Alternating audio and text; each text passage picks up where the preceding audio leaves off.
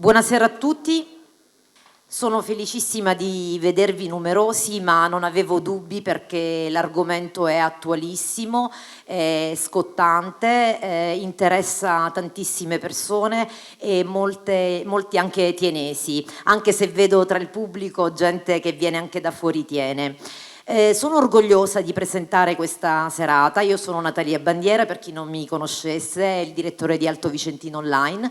Sono orgogliosa di presentare questa serata e di esordire con la presentazione del libro di un collega che si è distinto in questi mesi in nome della verità, un valore che spesso i giornalisti dimenticano e che lui invece ha messo alla base di un lavoro che l'ha impegnato per mesi, realizzando appunto questo libro che vi invito a leggere, che è un documento veramente importante dove si racconta appunto la verità su quanto accaduto alla Banca Popolare di Vicenza, un argomento scottante e spesso taciuto o raccontato male, e che Giovanni Coviello invece ha raccontato in nome di un valore che dovrebbe essere imprescindibile, ripeto, per un giornalista, come la verità. Prima di passare la parola a Giovanni Coviello, vorrei invitare sul palco un attimino il consigliere Marco Rigon, al quale dico grazie per aver organizzato questo incontro, perché mancava a Tiene. Io ho partecipato e ho presentato altri incontri su questo tema e invece a Tiene non si era ancora trattato, quindi grazie Marco per averlo portato anche a Tiene.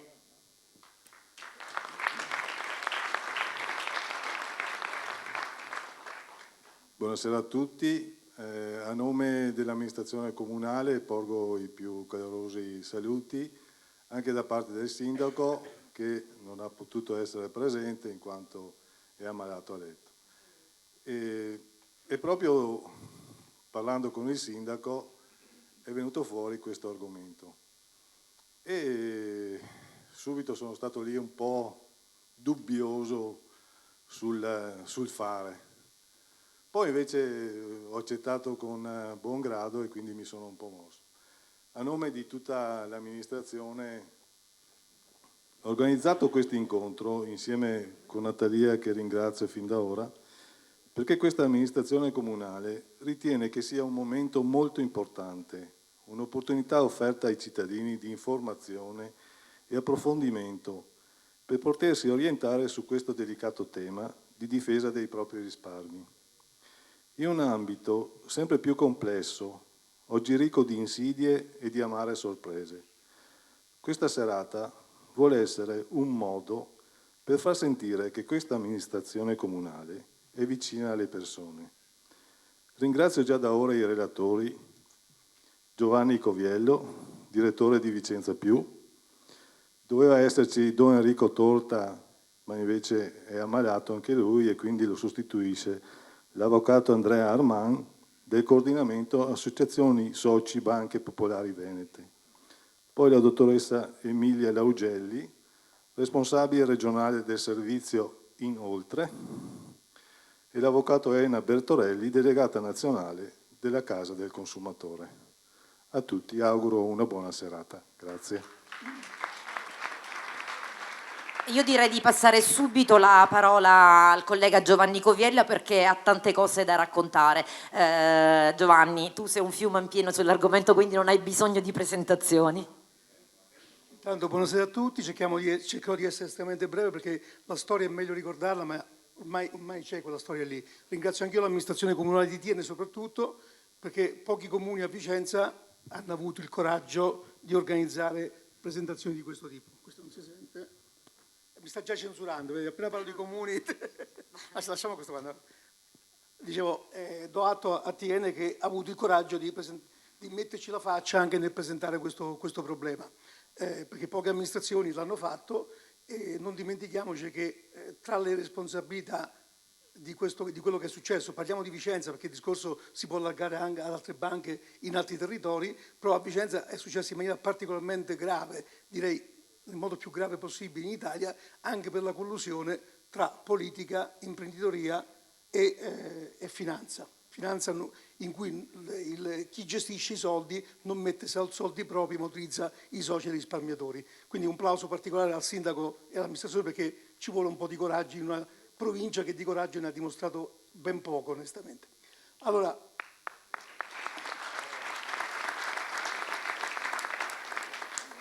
c'era un ascoltatore che ci pregava di essere molto rapidi, quindi grazie per l'applauso, ma l'applauso io me lo prendo tutto e lo giro alla mia redazione, perché questo libro, come diceva Natalia, non l'abbiamo scritto dopo che i fatti sono avvenuti. Il vanto principale di questo libro, che è noioso e duro da leggere, perché per molti riapre delle ferite, logicamente, è che è una raccolta di articoli, non è stato scritto dopo che il crack è scoppiato. È stato scritto giorno per giorno, mese per mese, anno per anno, quando i fatti avvenivano e quando altri mezzi locali non ne parlavano. Anzi, parlavano di quello che stava avvenendo come un attacco alla banca, che tutto andava bene, comprate altre azioni, era tutto bene. Il primo articolo, questo libro è una raccolta di articoli, non è un libro scritto dopo, che su Vicenza Più, con qualche rischio, dico qualche, personale e dei redattori, abbiamo scritto dal 13 agosto 2010. Quindi chi lo leggerà, se c'è chi non l'ha letto, troverà una raccolta di articoli. Non abbiamo modificato una virgola, una riga, una parola, è quello che abbiamo scritto per mettere in guardia i lettori e i cittadini e i soci su quello che stava per avvenire. Il primo articolo è del 13 agosto 2010 e nessuno può dire che non l'ha letto, perché si può non leggere Vicenza Più, si potevano leggere Vicenza Più 6 anni fa, oggi forse è difficile non leggerlo, però dopo pochi mesi Radio Rai 1 mi ha chiamato la mattina, piccolo giornalista di provincia, per intervistarmi in radio in diretta sul problema della Popolare di Vicenza. Quindi nel 2011, al di là degli articoli che comparivano già sul Sole 24 Ore, Repubblica, Corriere della Sera, quindi non giornali rivoluzionari che raccontavano dei problemi della banca, degli intrecci che c'erano tra politica e imprenditoria, quella malata, che c'è anche quella buona, e finanza fatta con i soldi altrui, c'era scritto. Quindi i giornali locali, se avessero voluto scrivere, lo avrebbero potuto fare. Infatti l'ambizione di questo libro è dimostrare che la stampa libera è dura, ma può esistere. Faccio passare delle rapide slide in modo da convincermi a parlare poco. Mi giro. Questa non è la prima, io partirei dalla numero 2. C'è un numero accanto, guardi. C'è un minimo di logica. Mi giro, scusate, mi alzo un secondo, non per così le guardo. La numero 2. Ecco qua. Questa è la copertina del libro. In questo c'è scritto quello che era il nostro obiettivo, quello che dovevi sapere sulla Banca Popolare di Vicenza, noi l'abbiamo scritto da sempre. Passiamo avanti. Cioè, questo è importante. Numero 3, per cortesia. C'è scritto lì all'inizio. Andiamo avanti così recuperiamo tempo.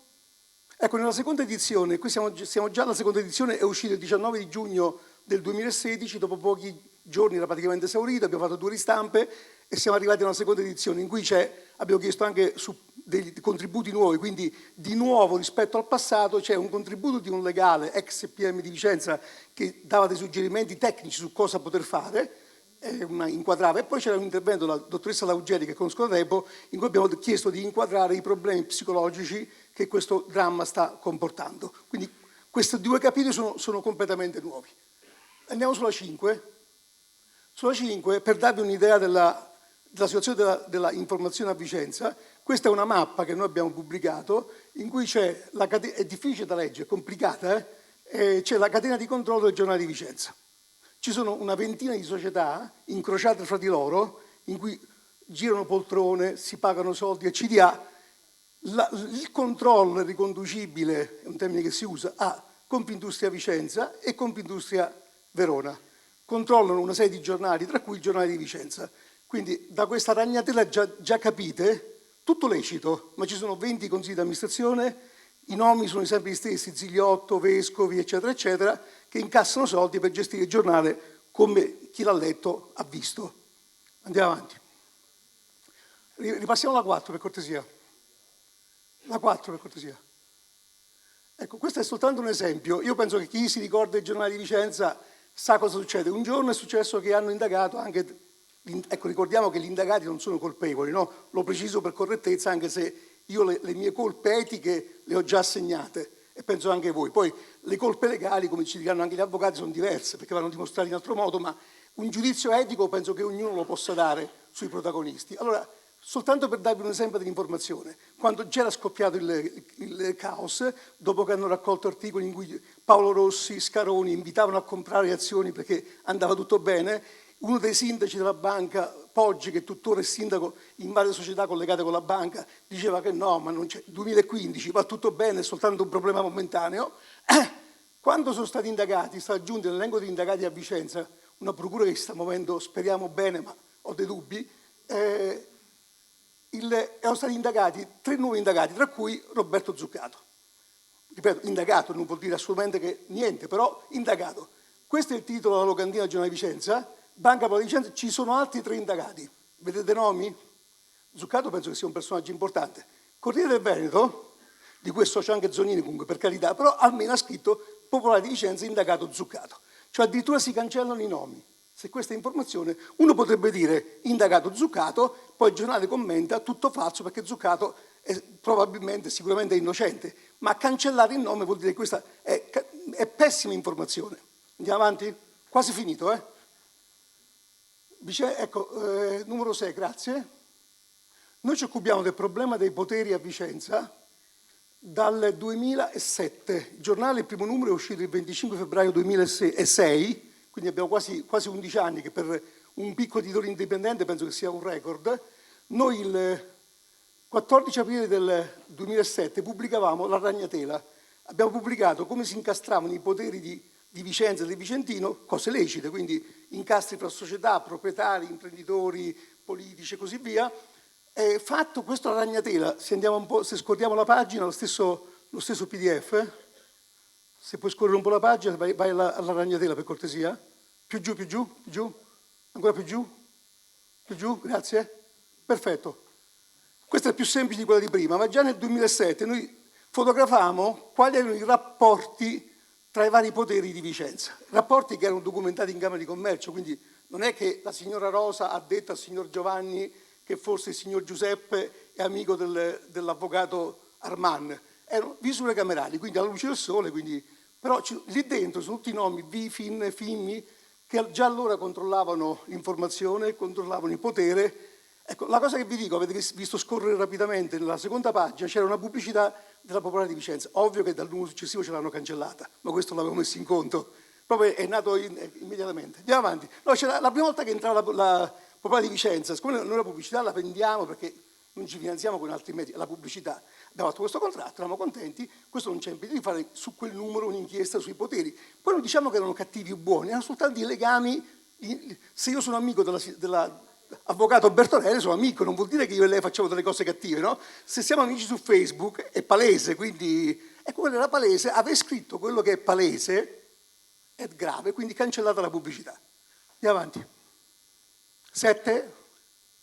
No, grazie, c'è il nostro tecnico che è bravissimo, solo che il poveretto sta lì dietro, quindi costi della indipendenza della stampa. Rapidissimamente, non lo dico per esibirmi, qualche anno fa c'è un'associazione, un osservatorio finanziato da Federazione Nazionale della Stampa, che sarebbe il sindacato dei giornalisti, e dall'Ordine Nazionale dei Giornalisti, che monitora giorno per giorno i giornalisti minacciati. I giornalisti minacciati vuol dire quelli che vengono minacciati di essere presi a roncolate e quelli che vengono denunciati ad arte, non perché ci sia un motivo reale. Per andare in quell'elenco bisogna fornire documentazione, fare una sorta di istruttoria. Il direttore di quell'osservatorio, Alberto Spampinato, è il fratello di Giovanni Spampinato, un giornalista dell'allora di Palermo, che è stato ucciso dalla mafia a Palermo. Lui è giornalista, quirinalista dell'ANSA e ha fondato questa associazione che ha un rilievo internazionale e presenta rapporti. Ecco, fino a qualche anno fa, quando avevo informazioni su maltrattamenti, li mandavo. Nell'era di Santoro, quella più dura, io avevo più stellette vuol dire minacce, di Santoro, pur essendo un giornalista locale e pur raccontando, ma proprio ufficialmente, che loro prendono posizione soltanto quando sono sicuri che si abbia ragione. Poi per qualche anno ho lasciato perdere perché preferisco occuparmi di inchieste piuttosto che andare a raccontare che ogni giorno ci arrivano minacce, raccomandate e così via. Questa è l'ultima. Zonin, che per aver noi raccontato, parallelamente a quello che è successo in Banca Popolare di Vicenza, l'altra turpitudine che è successa, perché la Fondazione ROI a Vicenza, nessuno la conosceva prima, grazie a Zonino l'abbiamo conosciuta, gestiva 110 milioni di patrimonio lasciati dal Marchese ROI per essere destinati alla cultura, in particolare allo sviluppo del teatro Chiericati. Per statuto ROI era amico di Zonino, non so se adesso nella tomba si è rivoltato, ha fatto mettere che i 5 membri del Consiglio di amministrazione, dei 5 membri, 3 erano nominati dalla banca. Muore il Marchese ROI nel 2009, Zonin presidente si fa nominare presidente della ROI, con a fianco Marino Breganze, vicepresidente di Banca Popolare di Vicenza e vicepresidente della ROI, e la dottoressa Lombardo, collaboratrice della stretta di Zonin e anche lei nel CDA della ROI. La ROI cosa si trova a fare? Si trova a comprare azioni.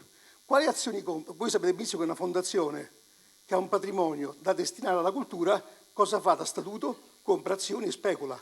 Questa è una cosa assurda, no? Direi. Compra 30 milioni di azioni della Banca Popolare di Vicenza. Che fine hanno fatto quei 30 milioni? Quelli che hanno fatto, per tutti quelli, penso che ci siano purtroppo anche dei presenti, a zero. Quindi un amministratore di una banca vende a se stesso, come presidente di una fondazione senza fini di lucro, anzi destinata soltanto a finanziare la cultura, vende le azioni, soltanto le azioni della sua banca, non è neanche ne compra un po' tra Popolare, un po' di Unicredit, così magari perdiamo comunque, ma perlomeno differenzio. 30 milioni di azioni.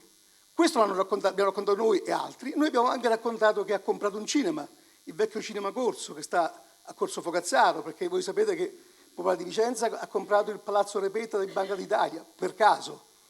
Non si sono fatti i favori, per carità. Poi Popolare di Vicenza all'epoca ha comprato il Palazzo della Camera di Commercio e la Fondazione ROI ha comprato il cinema accanto. Cosa doveva fare questo cinema accanto? Deve essere trasformato in suite. Voi sapete benissimo che una fondazione di cultura che gestisce patrimonio per la cultura, cosa fa tipicamente? Investe in azioni, compra un immobile vecchio per trasformarlo in suite. È tutto normale. Abbiamo raccontato questa cosa, raccontato e documentato con gli atti notari e così via, e mi sono beccato una denuncia con una richiesta di 1 milione di euro di danni.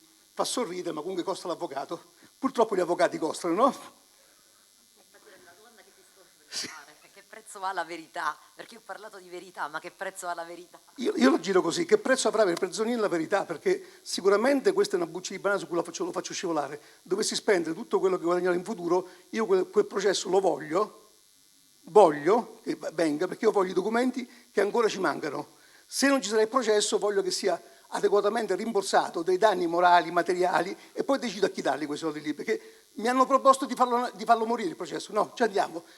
La mia udienza si è già celebrata il 25 di ottobre, subito. Sì. Andiamo avanti, così abbiamo quasi fatto. Ecco, qui Ossigeno ha detto che ci abbiamo completamente ragione. Ha fatto un documento dicendo attaccato ingiustamente, sono accuse minatorie. Andiamo avanti. Lettera a Renzi, adesso non è più Presidente del Consiglio, disse in televisione che la colpa era anche dei giornalisti, giustamente, che non avevano a porta, c'era Padellaro e c'era Feltri, e disse, ma voi, attaccato da Padellaro proprio sulla Procura di Vicenza, disse, ma voi, è bravo Renzi a parlare, no? Qualche cosa fa pure, però è bravo a parlare. Padellaro, l'ex direttore del Fatto Quotidiano, ma attualmente comunque socio di maggioranza, dice, ma la Banca Popolare di Vicenza l'ha aggredito dicendo, ma voi giornalisti, cosa avete scritto negli ultimi 10 anni sulla Banca Popolare di Vicenza? Sono andati in bagarre, perché il modo tipico della police è mettere in casino, chiedo scusa per il termine, e io mi sono permesso di dire, caro, mi ho mandato una letterina a Renzi, siccome noi siamo piccoli giornalisti, hai perfettamente ragione che i giornalisti hanno parlato poco, quelli locali, per quelli nazionali hanno parlato invece di questo problema, noi ti vorremmo omaggiare il nostro libro. Ci ho messo 3 mesi a poter avere una risposta, poi gli abbiamo mandato, ma non deve averli portato particolarmente bene perché poi è andato a casa. Andiamo avanti. No, io no. Ecco, in 1 minuto, un attimo, facciamo dall'inizio, questo 1 minuto e 30 secondi in cui Stefano Righi, giornalista di Il Corriere Economia, che ha fatto anche la recensione del libro, è un giornalista esperto in banche, conosce abbastanza bene la situazione delle banche venete, oltre che quelle nazionali, è padovano tra l'altro, è quello che ha visto il mio libro tra i primi e che ha dedicato una recensione sul libro che dice che è una testimonianza coraggiosa. Io piuttosto che far parlare me, ecco, questo è un estratto. Il 3 dicembre il potere politico locale, insieme a un'associazione di soci fasulla, perché non ha nessuna legittimità per esistere, quella dell'avvocato Bertelle, e abbiamo dimostrato anche questo, perché attenzione, c'è la speculazione della banca e c'è la speculazione di alcune associazioni che sono fasulle, di alcuni legali che non sono corretti. Qui sul palco per fortuna non ci sono, questo lo posso, per come conosco, ma c'è una speculazione anche sulla pelle dei risparmiatori. Cioè se sono stati spennati da una gestione sbagliata della vecchia banca, perché vediamo poi la nuova che vi interessa forse di più poi in prospettiva, ma ne parliamo, la vecchia banca ha spennato i propri soci, letteralmente. Ci sono sempre gli avvoltoi, no? Quindi i soci hanno bisogno di un consiglio, c'è chi ha detto è andata, sono stato un mona, non so dirlo in dialetto, e molti hanno mollato ed è sbagliato mollare, altri sono rivolti a legali piuttosto che associazioni. In tutto il mondo ci sono i buoni e i cattivi. È stato organizzato un convegno, io ho detto che era un convegno non come questo, è un convegno per lavarsi la faccia da parte del sindaco di Vicenza, che in effetti era nato dall'associazione di Bertelle. Abbiamo smascherato questo giochetto perché era organizzato da Bertelle, che poi l'ha passato al sindaco Variati, che ha fatto finta che ha cavalcato l'onda dicendo quanto sono bravo. Ha detto anche che lui forse comincia a capire che forse ha sbagliato perché non ha controllato abbastanza, ha detto altre menate del genere. Noi abbiamo fatto una campagna stampa di una decina di giorni in cui come giornale abbiamo detto questa è una falsità, non ha organizzato il sindaco, stava cavalcando l'onda, è tutto falso, partecipa come relatore soltanto un rappresentante di un'associazione che non ha un consiglio direttivo attivo. Tutti 5 su 7 si sono subito dimessi, qualcuno lo vede in sala qui dentro. Abbiamo smascherato questo, adesso non so se per noi, ma la sala del teatro era vuota. In questa sala hanno parlato, la banca è stata coraggiosa, Mignone è stato una persona di carattere perché è intervenuto e ha detto le sue pur rischiando fischi e così via.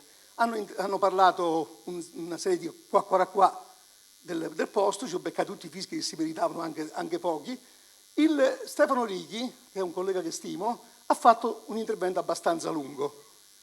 Qui ne ho sintetizzato 1 minuto e mezzo che vi vorrei far vedere, perché dice in sintesi quello che ci metterei un libro intero a scrivere. Prego. Sì.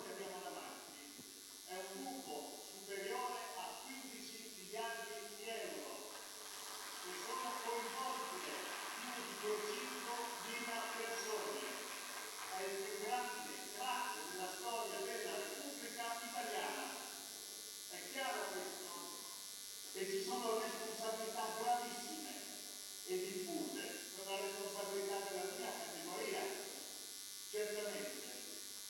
Talvolta ci siamo voltati dall'altra parte. Quello che doveva essere il cane da guardia del potere, spesso, ahimè, è diventato il cane da compagnia del potere. Ahimè, delle responsabilità anche degli amministratori locali.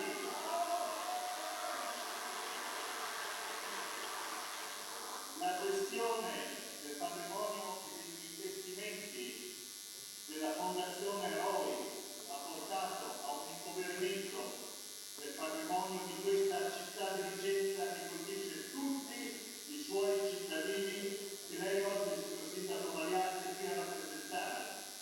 Tutti i vicentini sono più poveri ed è stato tradito il mandato lascito del Marchese Roy. L'amministrazione di Vicenza voleva ritirare. Allora, penso che sia molto chiaro, ha accennato un po' tutto. Vi dico solo una cosa, erano 200 persone che però si sono fatte sentire, in quell'incontro nessuno, escluso Righi, che ha parlato Variati, il sindaco di Prato, l'assessore di Udine, hanno parlato Bertelle, altre persone, non voglio sbagliarmi sulle conf, ma varie conf erano presenti, giornalisti, altri 2 giornalisti che sono stati cacciati dal palco praticamente a difesa di Righi. Nessuno ha fatto il nome di Zonin, l'ha fatto Stefano Righi nominando Zonin e Vincenzo Consoli, con responsabilità diverse, però nessun altro ha fatto il nome, neanche per difenderlo. Magari va difeso, perché magari è un bravo uomo, magari è una bravissima persona, ma nessuno l'ha nominato, né per accusarlo né per difenderlo. Questo è il coraggio dei responsabili delle categorie, questo è il coraggio dei politici che noi abbiamo. Non attiene, per fortuna. Questa foto è simbolica, nel senso che è chiaro che si può andare a un incontro con Zonin, con Mariati, ma queste foto erano ricorrenti. Io sono stato a cena con uno di questi due, non certo con Zonin, raccontandogli quello che stava succedendo. Mi ha detto che dicevo cazzate. Purtroppo ho avuto ragione, io non sono contento. Professionalmente sono contento che ho fatto il mio lavoro. Non ho fatto niente di più che il mio lavoro. Nessuno mi deve dire grazie, perché ho fatto onestamente il mio lavoro. E ho scritto poco perché non riuscivo a sapere tutto, ma tutto quello che ho saputo e documentato l'ho scritto. Quindi ho fatto il mio lavoro, niente di più. Loro andavano a cena insieme, il vice sindaco di Vicenza, Bulgarini Delci, ha scritto, è verbalizzato, oltre che sta in un video, nel video del comune, ha detto un giorno in Sala Bernarda: dobbiamo ammettere che c'era un sistema di potere intorno a quel signore lì a cui nessuno del potere locale ha avuto il coraggio di opporsi. Da quel giorno Bulgarini Delci non è stato fatto più parlare sull'argomento. Abbiamo chiamato parecchie volte per dire vogliamo sviluppare, non ha più detto niente. L'ultima, e poi abbiamo finito, spero di essere stato rapido, spero per... Grazie, perché sennò si è... Quello che dovete sapere sulla banca popolare. Questo vi passo lo spot, perché se conoscete il libro siamo contenti, se non lo conoscete noi più ne comprate più ne stampiamo. E il prossimo libro sarà l'inchiesta sulla Fondazione Eroi. Siccome ci hanno denunciato, io 150 pagine racconto come stanno i fatti. E cari avvocati, no, anche lei è avvocato, non sapevo che fosse avvocato, giurisprudenza, ma comunque io mi hanno detto che si poteva lasciar perdere, no? Io ho detto no, voglio andare a processo, non ritiro, perché non ritiro, sono stato denunciato io, no? Si potrebbe, mi hanno detto ma lasciamo perdere, no, perché siccome di quell'inchiesta ci mancano parecchi documenti, perché la Fondazione Eroi è una fondazione, quindi non ha bilanci pubblici, non ci si può accedere ai dati, cioè abbiamo chiesto alla Regione, però la Regione non può darli se non c'è l'assenso della Fondazione. Quando abbiamo cominciato l'inchiesta, la Fondazione Eroi aveva un sito, ha cancellato il sito, cioè per dirvi il discorso. Allora io ho detto, siccome l'unico modo per avere quei documenti è doverli esibire come prova della mia innocenza, io se vado a processo ho diritto di chiedere al giudice che voglio tutti i bilanci dal 2009 in poi, non quelli che hanno pubblicato anche sul giornale locale, in cui si sono dimenticati di scrivere qual era la situazione di partenza nel 2009, perché il confronto va fatto quanti soldi c'erano in cassa nel 2009 e quanti c'erano adesso, non dal 2010 in poi. Ultima, e Fondazione Eroi non c'entra con la Banca Popolare di Vicenza. La nuova banca, la nuova gestione, a fatica, perché immagino che abbia avuto grosse pressioni, è riuscita finalmente a cambiare il CDA dopo un sacco di tempo, e ci sono 3 membri del CDA, il presidente Diamanti, tutti indipendenti dalla banca, che hanno assicurato pulizia nei conti e nelle situazioni. Il dato di fatto è che la Fondazione Eroi, comunque, con 110 milioni di capitale di patrimonio che aveva prima, ha perso quello che vi ho detto, ma ha dato in 7 anni, ogni anno, a chiricati 400.000 euro all'anno. Adesso 400.000 euro ci sembrano tanti, ma se una fondazione è gestita con 110 milioni di patrimonio per dare 400.000 euro a chiericati, io mi sa, tanto vale che non ci sia. Questi libri noi li abbiamo venduti, siamo top, più ne comprate, più ne ristampiamo. Grazie.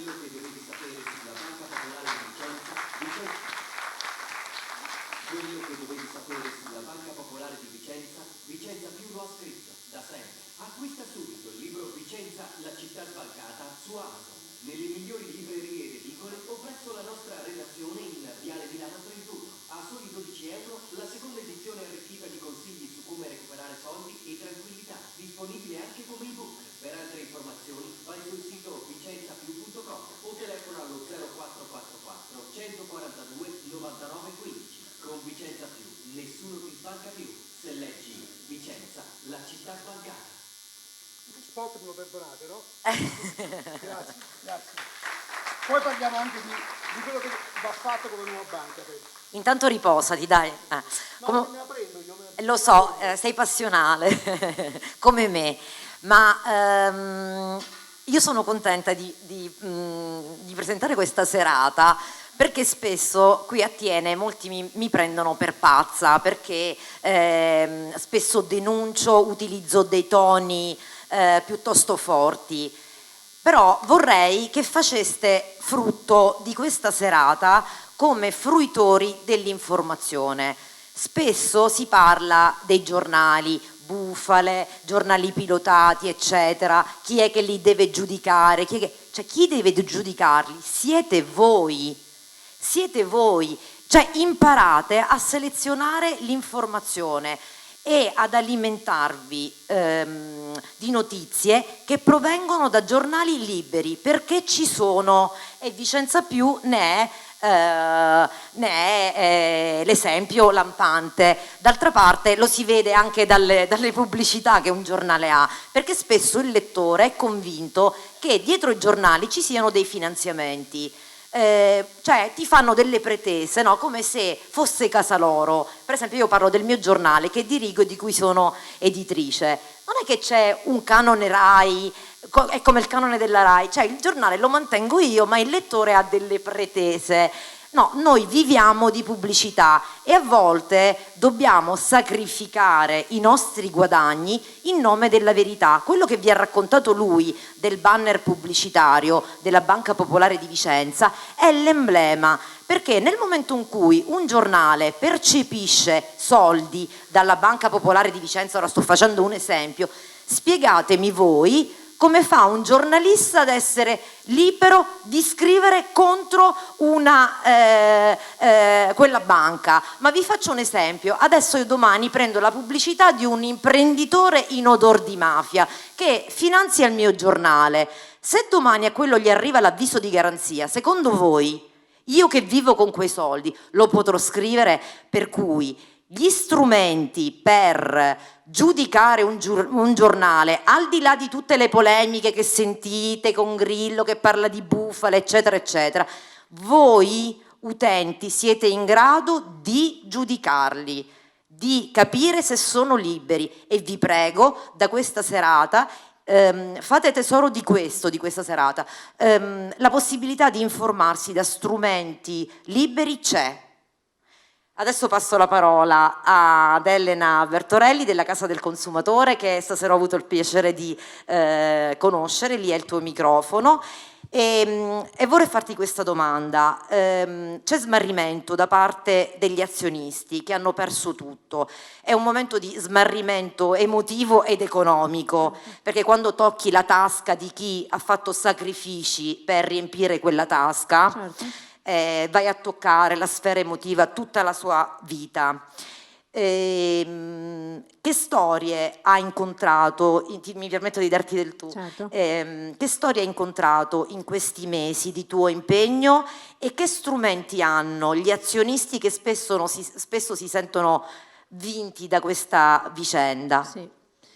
Allora, innanzitutto ringrazio l'amministrazione comunale di Tiene che mi ha invitato in questa serata, che ritengo molto utile, perché sicuramente è utile sapere le storie, conoscere le storie che comunque di cui noi stiamo parlando già da molto tempo e in molte conferenze a cui ho partecipato, ma vorrei anche avere la possibilità magari in 2 o 3 minuti di riassumere l'offerta che è stata fatta da Banca Popolare di Vicenza, perché sicuramente ho ricevuto molti messaggi sul nostro gruppo Facebook, che è Risparmiatori Azzerati, di persone che non hanno proprio capito che tipo di offerta, chi rientra, chi è destinatario dell'offerta e chi no.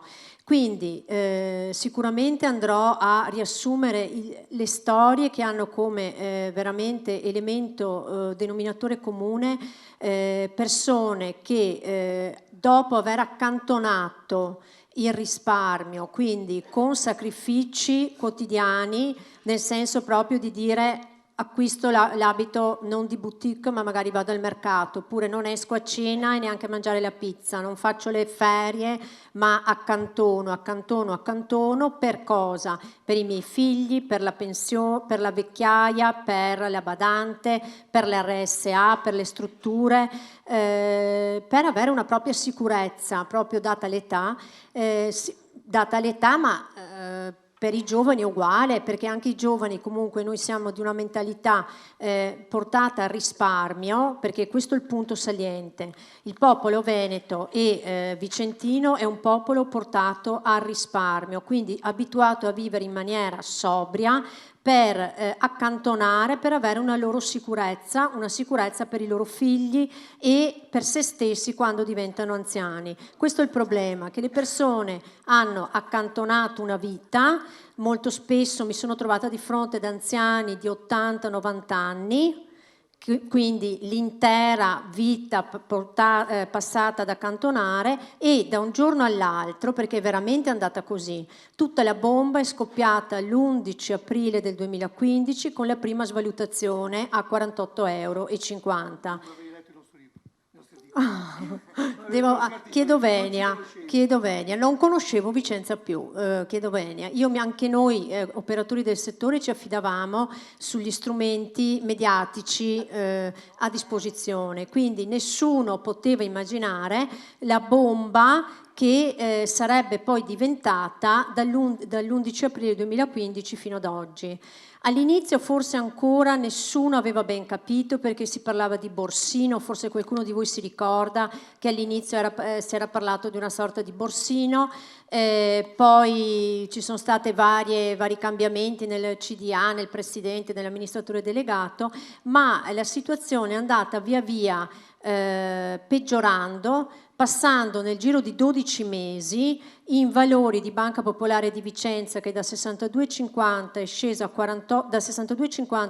48, prezzo di recesso 6,30 € e successivamente 0,10. Quindi io sfido chiunque, tranne naturalmente presumo i consulenti finanziari, non lo so a questo punto, riuscire ad immaginare un tale declino nel giro di così poco tempo. Alcuni economisti ho sentito che hanno parlato, per il caso di Banca Popolare di Vicenza, di un bail-in dissimulato, cioè l'azzeramento delle azioni, ma non veramente azzerate, ma 0,10, ma nella sostanza è un azzeramento. Quello che interessa è che le persone, al di là delle valutazioni di macroeconomia, microeconomie economiche, è che persone che sono risparmiatori fino ad oggi, ancora ad oggi purtroppo, vengono considerati come speculatori dalla gran parte delle persone, da chi non conosce le storie. Invece le storie sono di semplici persone, lavoratori dipendenti, piccoli artigiani, casalinghe, pensionati, molti pensionati che hanno messo addirittura nelle quote di Banca Popolare di Vicenza che vi vendevano. Adesso sono azioni, ma erano quote di una banca a statuto cooperativo, ricordiamolo. Hanno messo l'intero TFR, hanno messo la intera eredità, perché veniva considerato come una musina, questo l'abbiamo detto più volte, c'era una totale sicurezza in questi prodotti. Io questo lo so perché ho fatto, da quando è iniziato questo vaillon veramente economico e sociale, ho fatto proprio front office, nel senso, non per usare inglesismi, ma proprio mi sono messa lì davanti ad ascoltare le persone. Quindi le storie le ho sentite tutte, quindi ho capito che non sono assolutamente speculatori. Purtroppo in queste storie ci sono state anche situazioni molto gravi, tentati suicidi, anche a Schio, un giovane uomo di 40... Racconto questa per come... Anche questi omessi? Sì, anche questi omessi dalla stampa? Sì, non sono stati perché resi i dati noti. sono molto più allarmanti di quelli riportati. Sì. Racconto questo per fare capire il tipo di angoscia che ha determinato nelle persone il fatto di perdere i propri risparmi, vedersi asportare, permettetemi il termine, i propri risparmi. Un giovane uomo di 49 anni che viveva in casa con una madre disabile, una sorella handicappata. Lui gestiva il patrimonio di tutta la famiglia, quindi con anche un grande senso di responsabilità. Si è trovato dall'oggi al domani privo di propri risparmi, non ce l'ha fatta, probabilmente non conosceva il servizio utilissimo di cui poi Emilia vi parlerà, che aiuta molto in questo stato psicologico di prostrazione, e si è impiccato. Alto Vicentino, ok? Questo cosa ha comportato? Madre disabile, sorella handicappata, sono state prese in carico dall'unica sorella sana, che sta bene, sposata con una figlia, e vivono in 45 metri quadri. Tutti. Ok? Queste sono le situazioni di dramma. Oppure persone che vivono adesso, oggi, solo di pensione. Cioè hanno totalmente l'intero 100% dei loro risparmi, totalmente investiti, totalmente consegnati a Banca Popolare di Vicenza per le quote di Banca Popolare di Vicenza, e oggi si trovano con la loro unica pensione. Queste sono le storie sociali, molto gravi. Poi, essendo che il popolo veneto, oltre che molto risparmiatore, è molto dignitoso, questo fa sì che le storie di maggior bisogno, più emotivamente più forti, non vengano allo scoperto.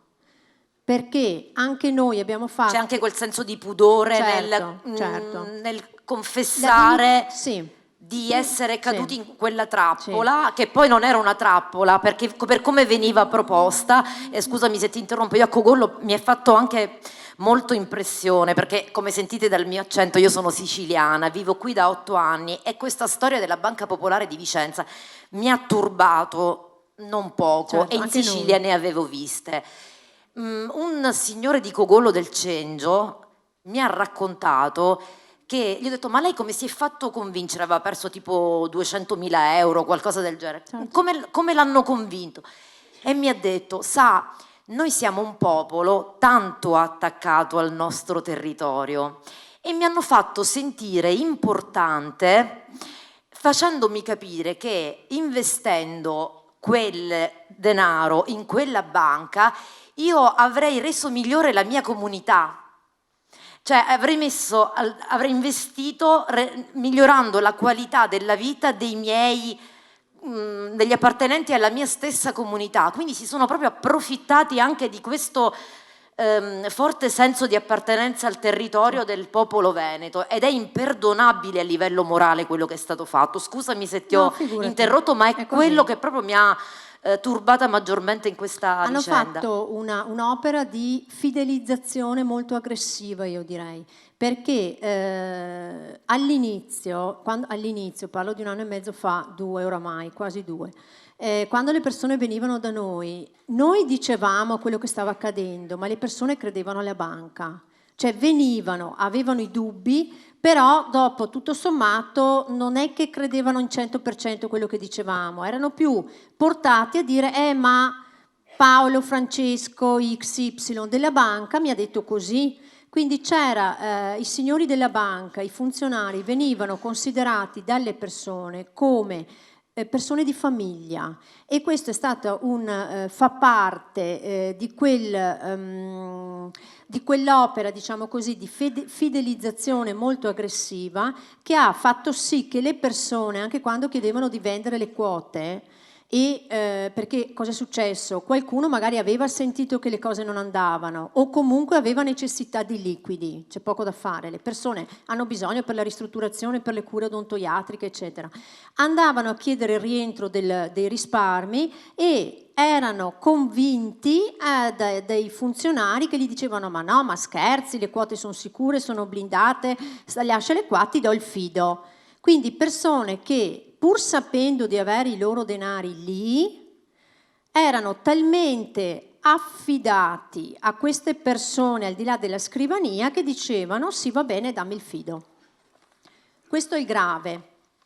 Comunque storie sociali veramente che alla fine penso anch'io dovrò utilizzare la professionalità di Emilia, perché è da circa 2 anni. Si somatizza, vero? Sì, siamo veramente travolti da storie di tensione, amarezza, disperazione, rabbia, che abbiamo sempre cercato di calmare, perché comunque la salute è innanzitutto la priorità. Poi naturalmente il problema c'è, non si può negare, e si cercheranno tutte le vie per risolverlo. Se mi concedete 3 minuti parlo dell'offerta, perché credo che esatto. Allora, abbiamo visto che il lunedì è uscita un'offerta di transazione, cioè la banca ha chiamato così l'offerta di transazione per 9 euro ad azione, quindi un totale di 14,40% circa, quindi un'offerta che a nostro parere è un'offerta modesta. Poi naturalmente bisogna sempre premettere che la scelta se aderire a questa offerta o meno è e deve essere individuale. Ciascuno deve valutare deve guardare nella propria famiglia, nella propria situazione, e soprattutto chi ha messo lì 10.000 euro sarà diversa la valutazione da chi ha messo lì magari 200.000 euro, no? Quindi ognuno deve fare le proprie valutazioni. Certo, l'offerta è modesta. 9 euro ad azione, un sostanziale 14,40, una percentuale del 14,40. Allora, a chi è rivolta? Alcuni hanno già ricevuto, penso, una lettera da parte della banca, anzi sono sicura perché mi hanno chiamato, che avvisa di questa offerta e allegano un modulo di manifestazione di interesse. A chi è già arrivata la letterina a casa? Posso fare un piccolo sondaggio? Però, erano già pronte? Però, un bel campione. E rapidissimi, come dire, quando si vuole si è rapidi, è questo che mi... Ecco. Allora, teoricamente chi riceve la lettera rientra nelle persone, nei risparmiatori che sono destinatari dell'offerta. Però ho avuto dei messaggi da persone che hanno ricevuto la lettera anche se non sono destinatari dell'offerta. Quindi prendetelo un po' così. Allora, chi rientra nell'offerta? Perché ripeto, un'offerta, e poi l'avvocato Andrea Erman vi spiegherà che il 15% sembra inamovibile da parte degli amministratori delegati di Banca Popolare di Vicenza e di Veneto Banca, che ieri sera hanno incontrato il sodalizio, quindi non sembra che ci siano queste possibilità di alzarla nonostante tutte le lotte che stiamo facendo. Chi sono compresi? Allora, sono compresi tutti coloro che hanno acquistato azioni dal 1 gennaio 2007 al 31 dicembre 2016. Quindi dal 1 gennaio 2007 al 31 dicembre 2016. Questo cosa comporta? La prima cosa che vi verrà da vedere è i vecchi azionisti, cioè coloro che hanno acquistato prima, 0. Ok? Chi ha acquistato prima del 1 gennaio 2007, nulla. I vecchi azionisti che hanno acquistato prima del 2007 e anche frazioni di azioni dopo sono destinatari dell'offerta per le quote che hanno acquistato nel periodo interessato. Dedotte, cioè bisogna tirar via dal calcolo le azioni che avete avuto come dividendi, le azioni che vi sono state date, come bonus di fedeltà e azioni che sono state ereditate, questo mi è stato chiesto più volte, ereditate da una persona cara che le ha acquistate prima del 2007, anche se voi le avete ereditate nel periodo di riferimento dei 10 anni sostanzialmente. Quindi ripeto, tutte le azioni del tutti gli acquisti di azioni dal 1 gennaio 2007 al 31 dicembre 2016. Sono escluse le azioni, i vecchi azionisti, nulla. Cioè, a me devo dire quello che è io, no? Nulla. I vecchi azionisti che invece hanno acquistato anche, faccio l'esempio, hanno partecipato agli aumenti di capitale del 2013-2014, quella parte del 2013-2014, quel numero di quote acquisite, sì. Quindi sì. Sono escluse le azioni che avete avuto come bonus fedeltà e le azioni che vi sono state date come dividendi.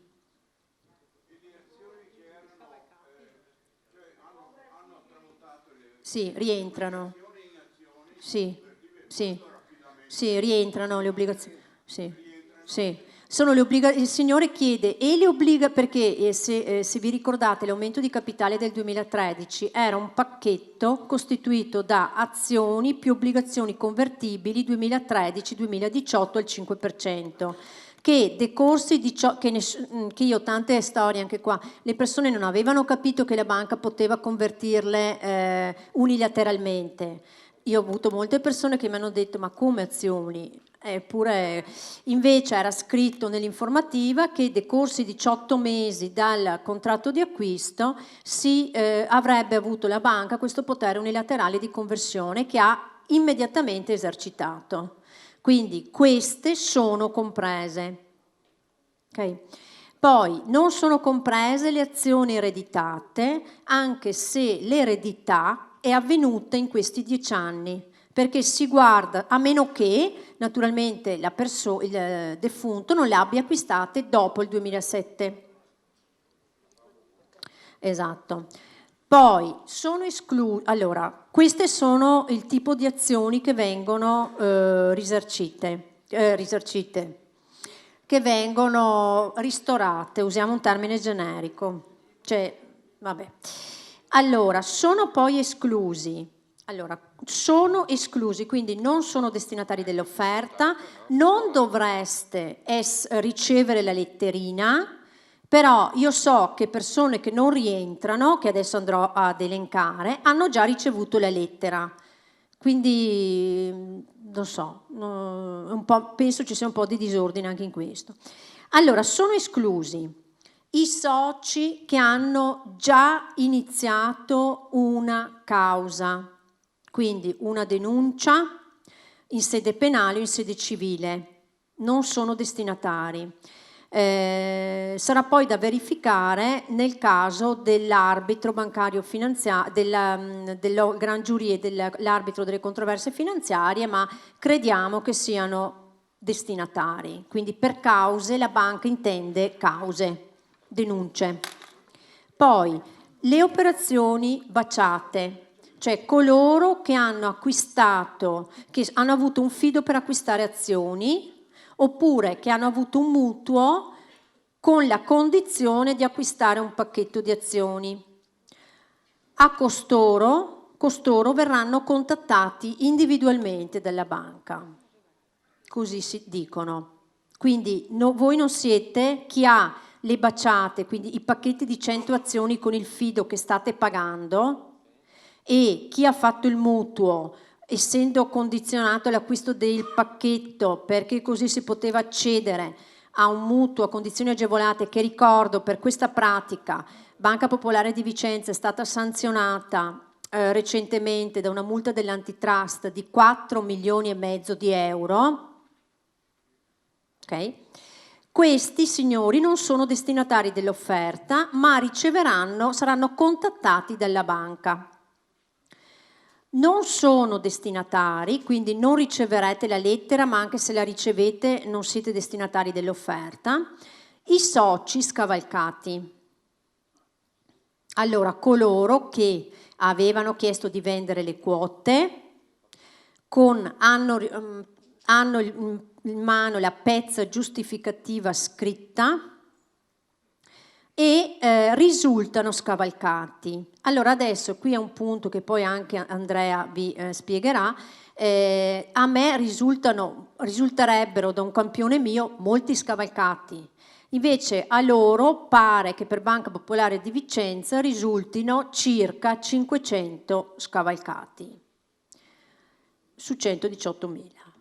Un po' meno. Un po' meno di 500 scavalcati.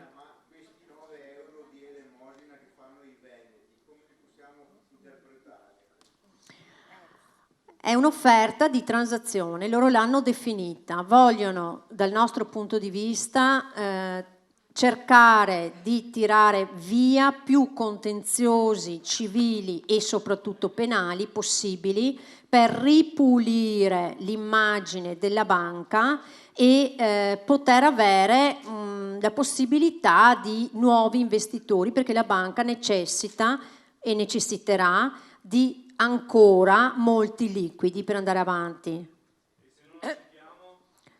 Allora, aspetta, prima finiamo l'offerta e poi casomai facciamo parlare anche gli altri, esatto, e poi rispondo a questa domanda. Allora, sono esclusi... Casomai Elena, poi dai anche i tuoi riferimenti sì, stasera. Certo. Allora, sono esclusi quindi i soci scavalcati che saranno contattati individualmente e ecco, quindi riceverete un contatto. I soci che hanno effettuato operazioni baciate, quindi che hanno avuto le azioni in cambio che hanno dato di soldi in cambio di azioni, sono escluse finanziamenti, l'ho detto, questi sono esclusi. Spero di non dimenticare nulla. Per non essere anche ripetitivi, sennò poi bravo. Siccome sono io chiacchierone, sono anche giornalista. Bravo. Se lei ha sintetizzato molto bene, siccome noi abbiamo raccontato il male del passato, posso anche aggiungere una cosa: guardiamo avanti, perché oggi il vostro problema non è sapere come vanno fregato, no? È capire come si può risolvere, perché noi, e possiamo dirlo perché noi l'abbiamo raccontato come vi stavano fregando. Chiedo scusa di questa. Allora, quindi che abbiano imbrogliato nel 2013, che abbiano imbrogliato nel 2014 è assodato, perché fare un'emissione di azioni quando le regole della BCE erano già chiare, quella è truffa. Poi non so come si può definire dal punto di vista legale, però comunque quella è truffa. Ma non voglio sentire, scusa, fammi finire, no, ma non è lungo, non voglio sentire giustificazioni di chi ha gestito, perché chi ha gestito male, l'ha fatto per incapacità, l'ha fatto per malizia, non lo so, però ha gestito male, non è colpa della Banca d'Italia e di BCE. Poi, detto che chi ha rubato, chi vi ha fatto rubare i soldi, ecco, è più giusto di così, l'ha fatto in proprio. Poi ci sono tutte le altre responsabilità che possono aiutare i soci, e poi vorrei tornare dopo che hanno parlato tutti, perché Banca d'Italia è responsabile, ma è corresponsabile, perché se i gestori, i vecchi CDA di una banca e dell'altra avessero gestito bene, non servivano controlli da cani, perché vuol dire che avevano già operato bene. Siccome hanno operato male, secondo step, chi doveva controllare non ha controllato o ha controllato in maniera diversa le due banche, e quindi c'è una corresponsabilità. Allora, mi permetto soltanto di dire una cosa: la Banca d'Italia, che è la più responsabile, è quella che vi può probabilmente dare i soldi che altri non possono darvi, perché Banca d'Italia, anomalia del sistema italiano, è controllata da tutte le banche italiane, dalle più grosse, mentre la Banca d'Italia, banca centrale, dovrebbe essere un istituto autonomo da quelli che controllano, perché la Banca d'Italia cosa deve fare? È l'ente che controlla le banche. Come fa l'ente che controlla le banche a essere posseduto da Unicredit, Intesa, Banca Popolare e così via? Però questa è un'anomalia, chiamiamola anomalia. Però Banca d'Italia, se venisse dimostrata responsabile, questo è l'obiettivo vostro, il secondo step di inchiesta che faremo noi, quella su cui rischierò la pelle, perché la denuncia di Zonin è nulla, quella su cui rischierò la pelle, sto raccogliendo i documenti, è sulle responsabilità del sistema. Il sistema è Banca d'Italia, poi vengono gli altri. Banca d'Italia dal punto di vista monetario ha tutti i soldi di cui possono rispondere i soci. Quindi, ammesso che Carrus o Viola e qui spezzo una lancia, chiedo scusa, poi passo subito la parola, non dimenticate male che c'è una vecchia gestione che è responsabile del passato del vostro furto. Poi c'è una nuova gestione. La nuova gestione, noi possiamo dire che sta operando bene, che sta operando male, però la nuova gestione fa riferimento a una proprietà nuova. Il nuovo proprietario è Atlante, giusto? Ed è anche oggettivo che se Atlante non avesse messo fino ad oggi 3,5 miliardi e ne serviranno molti di più di quelli che ha messo per farlo andare avanti, oggi neanche staremo a parlare qui probabilmente. Questo è oggettivo. Ma i nuovi amministratori devono tutelare il nuovo socio di maggioranza totale. Quindi non anche negli attacchi che si fanno, noi stiamo un po' più attenti a distinguere, perché Zonin va attaccato, però non vi risolve i problemi. Magari sequestrarli bene vi aiuterebbe, sequestrarli bene. I nuovi devono difendere la banca, devono farla vivere, quindi tutelano il nuovo socio e stanno trattando con voi, e quindi qualunque cosa vi stiano offrendo, parlo tecnicamente, non parlo eticamente, è qualcosa che loro non vorrebbero offrire, perché il nuovo socio non vuol dare soldi, però il nuovo socio sa anche che se vuole far fruttare il suo investimento, ammesso che ci riesca, perché le due banche ancora oggi sono tecnicamente fallite, di fatto fallite, se vuol far fruttare deve poter cedere queste banche. Per poterle cedere serve che non ci siano troppe cause e non ci sono troppi rischi, quindi da un lato non sono responsabili del passato, e questo bisogna per correttezza dirlo. Secondo lato, loro devono tutelare il nuovo socio di maggioranza al 98%, quindi è anche normale, tra virgolette, che tecnicamente che facciano gli spilorci, però è anche vero che hanno fatto delle offerte. Se hanno fatto delle offerte, e passo la parola all'avvocato, a chi vuole, Arman, se hanno fatto delle offerte, un altro fatto importantissimo per voi,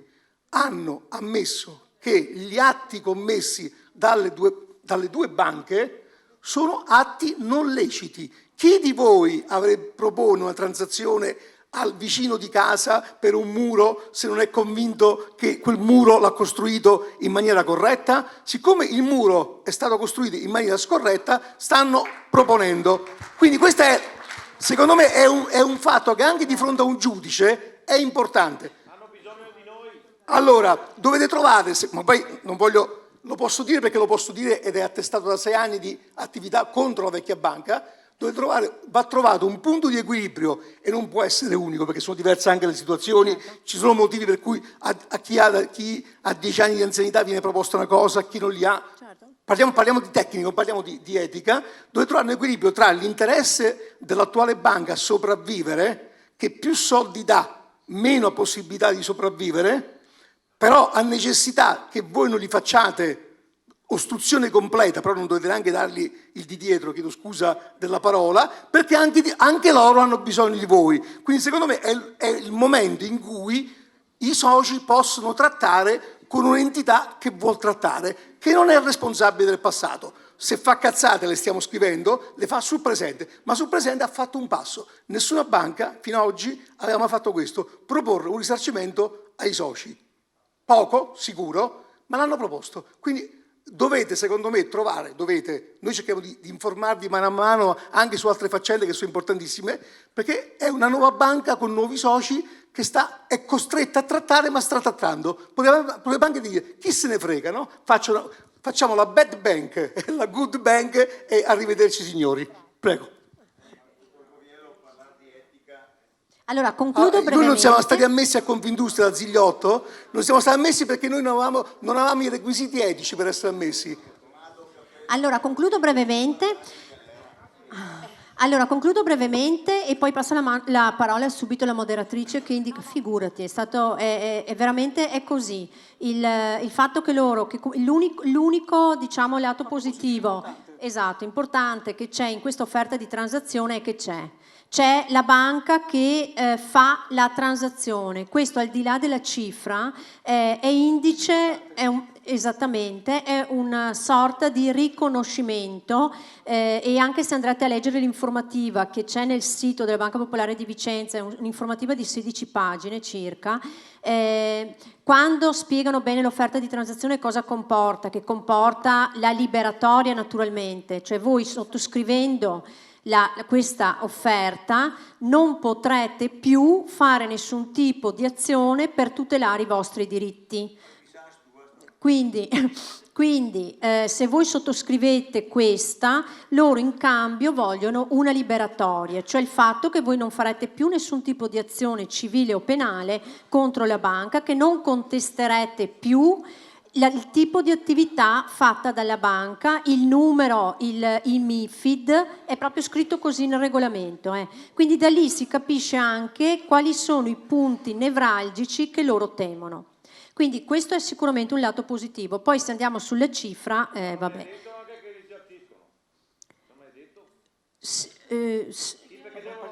Dopo magari allora l'offerta per essere valida dovrete manifestare, sottoscrivere una manifestazione di interesse che vi arriverà a chi è arrivata la lettera, è arrivato un modulo allegato insieme alla letterina che vi mostra la manifestazione di interesse, che non è vincolante, e poi si dovrà sottoscrivere il vero e proprio accordo di transazione entro la manifestazione di interesse entro il 15 marzo 2016 e 17, scusatemi, 17, e prorogabile dalla banca al 30 giugno 2017, mentre la formalizzazione, diciamo, dell'accordo di transazione dovrà avvenire entro il 22 marzo 2017. Quindi c'è tutto il tempo per voi per valutarla, questa offerta di transazione, per capire se rispecchia o meno le vostre esigenze. Sì, esatto, stavo dicendolo, mi ha anticipato. Allora, naturalmente, tutta questa operazione che vede insieme anche dei prodotti commerciali, chi aderirà a questa offerta, gli verranno proposti dei prodotti commerciali, quindi un deposito vincolato di 2 anni al 3% annuo o a 10 anni al 5% annuo, ma solo di capitale fresco, solo di soldi freschi. Questo rientra nell'operazione. Quindi chi aderisce, lo so che è così, ricevo sempre questa reazione. Accetto la transazione e dopo firmo, no? Se loro l'80% non raggiungono, poi la firma vale per la qualsiasi causa. No, devono raggiungere l'80%. Per le... Se non mi danno i soldi. Non abbiamo ancora visto il documento. Io se firmo, chi firma, Sì. poi se non raggiungono l'80% i soldi non Sì. danno, però tu hai già firmato. Sì, ma bisognerà leggere il documento di transazione che sarà... di solito le transazioni sono sempre che sono soggette a una condizione sospensiva, come in questo caso, a favore della banca, cioè il raggiungimento dell'80% delle posizioni che loro ritengono. Nel caso in cui la condizione non venga raggiunta, l'atto si ha per non nato. Però prima, naturalmente... Per correttezza nei confronti di chi ascolta, poi dopo ovviamente dobbiamo passare un po' la parola anche, Sì. aiuto un po' la Natalia. Allora, c'è scritto, è per voi ragazzi, se non vedete che parlo, io me ne vado, mica sto qui, mica sono pagato, Allora, c'è scritto, e sono due... Io sto cercando di darvi una mano, se non volete io lascio. C'è scritto che se non si raggiunge l'80% la banca potrebbe anche accettarlo. C'è una righetta, gli avvocati sanno leggere bene le righe, quindi vuol dire che si riservano di accettare anche sotto l'80%. 2, si riservano di allungarla. Sì. Il periodo, quindi un avvocato direbbe c'è tempo per trattare e non detto che l'80% sia vincolante, perché se è 70 magari va bene lo stesso, e non è detto che 3 mesi o 3 mesi, perché può darsi si va avanti, dipenderà molto dall'atteggiamento della banca, dei soci, delle associazioni e dei legali. Esatto. Mi permettevo di darvi un'informazione, se lo volete vedere con completezza, che mi rendo conto che sta facendo uno sforzo immane di sintetizzare questo, sul nostro sito c'è tutto il video, siccome l'informazione è informazione, poi commento un'altra cosa, noi abbiamo pubblicato 1 ora e 9 minuti di tutto il video della conferenza stampa fatta a Padova. Sta sul sito, ve la potete ascoltare tutta, di quello che hanno proposto punto per punto, certo. La transazione, le proposte economiche. Attenzione, sulle proposte economiche chiedeva Righi da Milano, nel caso in cui la banca, nel periodo in cui c'è la proposta economica, dovesse facciamo le corna alla napoletana, fallire, vanno in bail-in, risposta corretta di Viola, sì, vanno in bail-in, cioè se uno mette 100.000 euro nella banca e la banca nei prossimi 10 anni dovesse, speriamo di no, fallire, perde pure quelli. Quindi è delicata la questione. Quindi se volete ascoltarla c'è tutto il video completo. Ecco, e io chiudo e passo la parola. Sì, allora volevo dire una cosa, tra il pubblico presente c'è a chi interessa l'aspetto tecnico illustrato da Elena, c'è chi può interessare un altro aspetto, per cui io vi chiedo di avere rispetto, perché c'è un pubblico variegato che è vittima della Banca Popolare o comunque è venuto qui per informarsi a vario titolo, per cui rispettate le curiosità di tutti e anziché mugugnare alzatevi, andatevene se non siete interessati all'argomento, perché nessuno vi punta un fucile o vi spara una pallottola nel cuore se vi alzate. E comunque qui stiamo dedicando il nostro tempo gratuito per fare quell'informazione che vi è mancata per anni e che probabilmente, se ci fosse stata, non avrebbe ridotto qualcuno sul lastrico come invece è accaduto. Scusatemi la mia passionalità. Adesso passo la parola all'avvocato, che tra l'altro è reduce da un incontro importantissimo avvenuto ieri sera. Lascio la parola, perché poi il mio intervento è un intervento che sicuramente scaturirà. Allora diamo la parola ad Emilia Laugelli. Perché Emilia è qui presente? Perché tra tutte le persone intervistate, qui ci saranno delle persone super acculturate, super informate, ma ci sono delle persone anziane, ma anche delle persone giovani, persone di tutte le età, che ancora oggi fanno fatica a confessare di aver perso tutto con le azioni, per cui oltre a un'azione legale, oltre a un supporto legale, c'è bisogno anche di un supporto proprio psicologico, perché qua la gente si è suicidata, perché se qualcuno ha reagito con forza e con vigore, c'è anche chi ha taciuto, chi ha tenuto il dolore dentro sé che gli è imploso e si è suicidato. Molte storie non le conosciamo, ma le vogliamo prevenire. Ecco che nasce lo sportello inoltre, che inizialmente assieme alla Regione Emilia ha messo in piedi per sostenere gli imprenditori in crisi, e che oggi invece si occupa anche degli azionisti vittime, così li possiamo definire, della Banca Popolare di Vicenza o Veneto Banca. Prego. Sì, grazie. Interrompo l'intervento di Elena prima dell'avvocato Armà, sicuramente molto atteso visto le notizie, ma devo prima di tutto ringraziare l'amministrazione comunale di Thiene. Ho accettato l'invito di Marco Rigon, che segue anche quello del comune di Marano, che mi pare era settembre-ottobre. Ecco, da allora delle cose sono successe.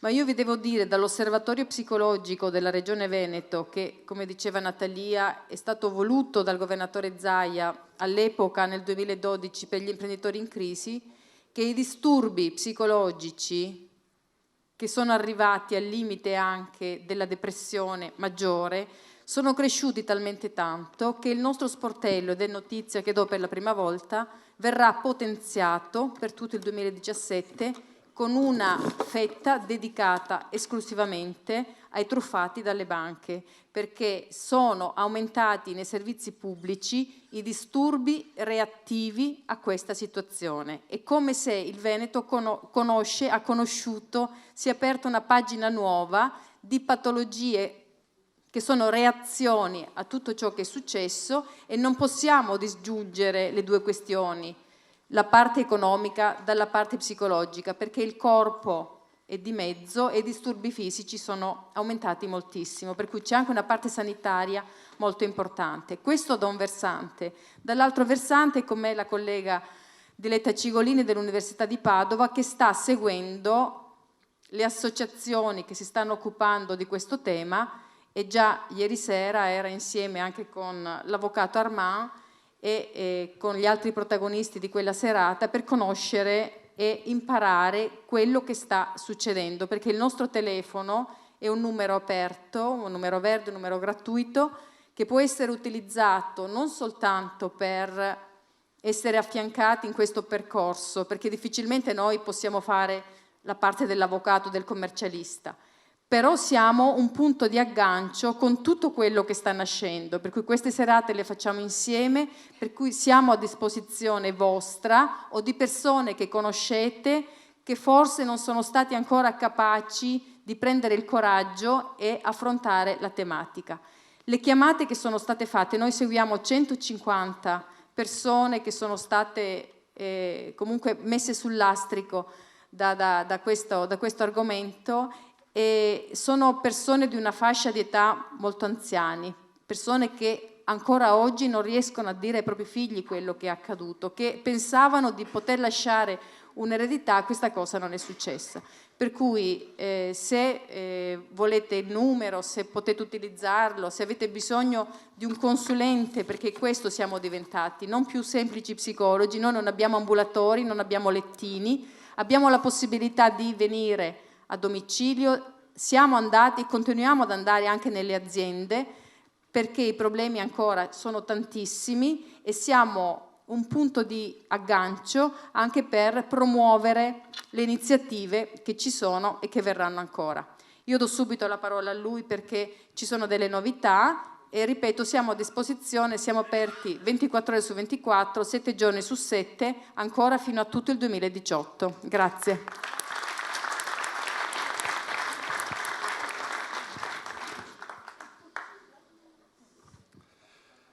Grazie all'amministrazione che ci ha invitato. Per noi del coordinamento Don Torta e per me è una delle prime uscite in territorio vicentino. Noi siamo molto attivi nel Trevigiano, nel Padovano, nel Bellunese.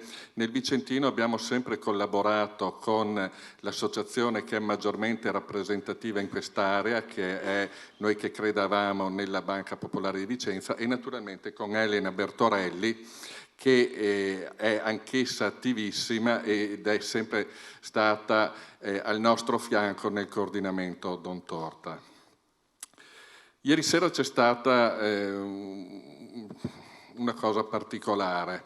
Gli amministratori delegati, Viola per Vicenza e Carrus per Veneto Banca, hanno chiesto di incontrare il coordinamento Don Torta e tutte le associazioni erano presenti, eravamo 14 associazioni presenti a quell'incontro, e in quella sede hanno cercato di illustrare la proposta che prima ha espresso Elena, cioè questa proposta che loro definiscono proposta pubblica di transazione, perché anche il linguaggio ha la propria importanza, cioè un nome altisonante, probabilmente anche eccessivamente altisonante in relazione al contenuto della stessa.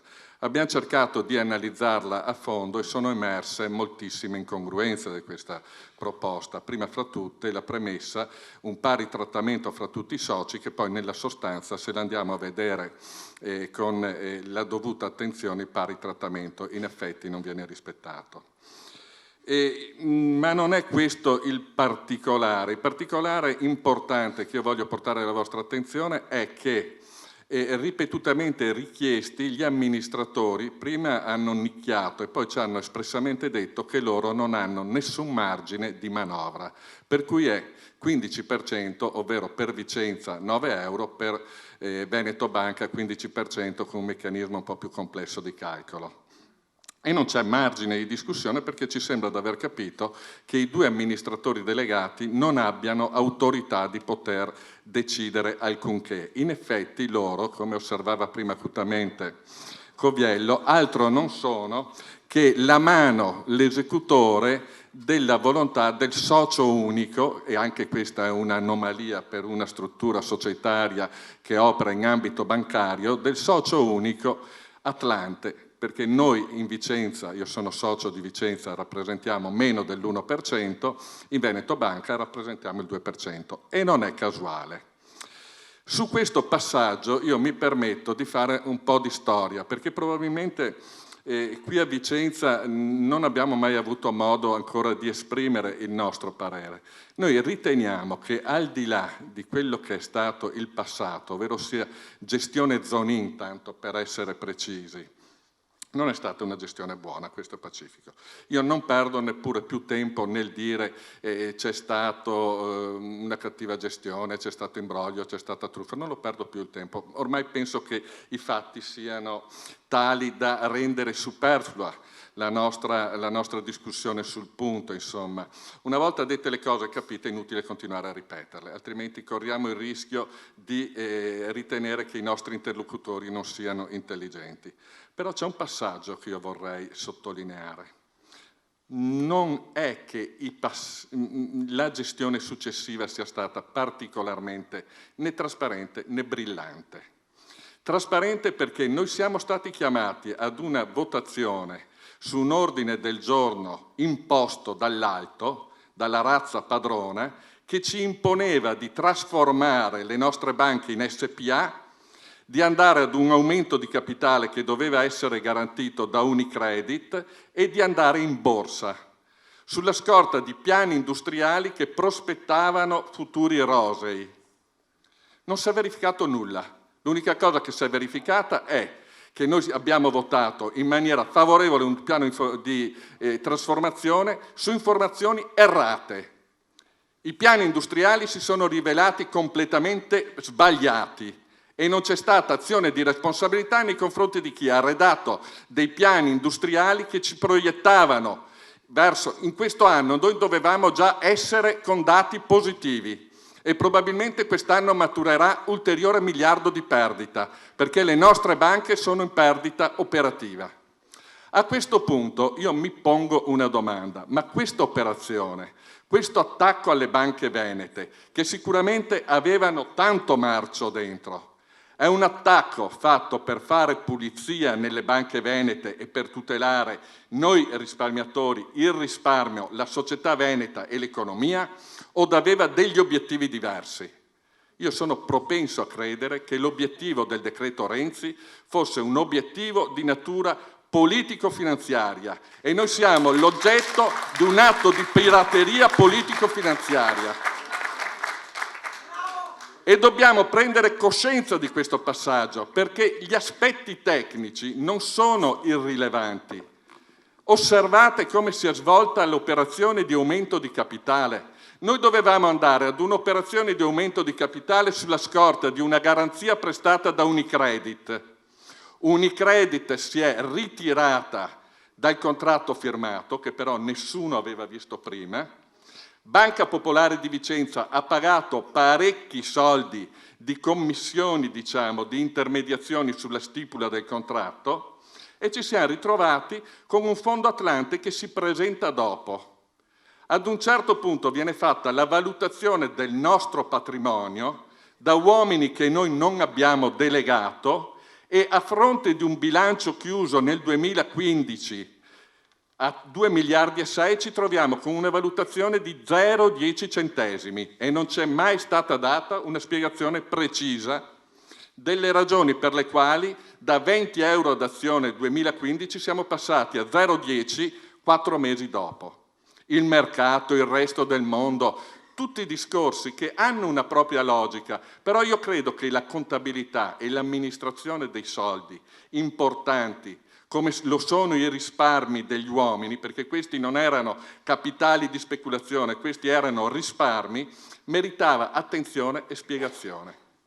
E non ci sono mai state date. Non ci sono state date spiegazioni della situazione della banca nel momento in cui ci hanno chiamato a votare la trasformazione, e molti di voi avranno votato positivamente per la trasformazione, credendo che le parole di quegli uomini fossero parole di verità, e non ci danno informazioni sulle condizioni della banca oggi che ci chiedono di accettare una proposta pubblica di transazione. Quindi la mia posizione e la posizione del coordinamento Don Torta che abbiamo espresso l'altra sera ha un doppio binario, un primo binario di natura morale ed etica. Noi non possiamo accettare di essere sempre posti nella condizione di dover subire le decisioni della razza padrona, perdonatemi l'espressione, è un'espressione desueta, ma mai in questo momento l'arroganza di chi ha i soldi si sta esprimendo con altrettanta violenza. Ma anche Venete ai Veneti! Questo, il fondo... Zunino era Veneto. Sì, non credo che la differenza la faccia l'origine dell'uomo. Io amo distinguere gli uomini fra onesti e disonesti. Ecco, grazie per averlo... E su questo punto credo sia... Ecco. Nessuno del Veneto. Ma vede, c'è anche un altro passaggio che io vorrei fare e lei me ne dà lo spunto. Sempre personalmente, però guardate, non voglio in questo momento spostare il focus della discussione su un altro aspetto, ma proprio per spianare quelle che sono ambiguità sfruttate talvolta miseramente da questa e quella parte. Io credo che le differenziazioni etniche all'interno dello Stato italiano non abbiano ragione di esistere. Nello Stato italiano non siamo tutti uguali e questo mi pare pacifico. Il dottor Coviello parla con un accento evidentemente differente dal mio. Abbiamo esperienze culturali evidentemente differenti l'un dall'altro. Proveniamo da situazioni socio-economico-culturali differenti. Siamo due popoli differenti. Siamo popoli italici, popoli differenti, con la stessa dignità e con lo stesso diritto di esistere all'interno di uno Stato. Meritiamo tutti il rispetto in funzione del nostro livello di onestà. In questo momento alcuni veneti hanno dimostrato che probabilmente non erano tanto onesti e uso sempre il condizionale perché la mia professione me l'impone. Ma tornando al discorso di prima, io dico, dal punto di vista morale, come possiamo noi accettare ancora di subire queste prepotenze? Una proposta pubblica, sentite l'altisonanza dell'espressione, una proposta pubblica di transazione che in pratica è una supposta, no? Non una proposta, che ci impongono senza aver avuto nessun tavolo con noi risparmiatori per dialogare, perché noi non siamo niente. Noi rappresentiamo l'1%. E perché rappresentiamo l'1%? Rappresentiamo l'1% perché nel momento in cui quegli amministratori che noi ora rispettiamo hanno dato la valutazione di 0,10 alle nostre azioni, lo hanno fatto a ragion veduta, perché se avessero dato valutazione 0,20, che era la stessa identica cosa dal punto di vista patrimoniale, avrebbero posto i risparmiatori di Veneto Banca nella condizione di poter impugnare le delibere del Consiglio d'amministrazione, perché il Codice Civile prevede che il quorum per poter impugnare le delibere è del 5%, quindi Veneto Banca con una valutazione a 0,20 avrebbe potuto impugnare le delibere. Avendo deciso prima Vicenza 0,10 per distrarre, è andato a 0,10 anche Montebelluna e in questo modo noi risparmiatori non abbiamo neppure la possibilità di impugnare le delibere con le quali viene deciso il nostro destino. Questo è inammissibile e inaccettabile e si chiamano artifizi giuridici, leciti, finché nessuno va a metterci il naso. Allora io l'ho detto ieri sera, l'ho detto in tante altre occasioni, lo dico qui a Vicenza, dove probabilmente ci saranno magistrati differenti che mi stanno ascoltando, che mi ascolteranno domani, io invito costoro a prestare attenzione anche a quello che è accaduto dal 5, anzi da prima del 5 marzo in poi, perché noi risparmiatori siamo stati indotti ad assumere delle decisioni sulla scorta di informazioni che erano errate ed hanno determinato una distorta percezione della realtà.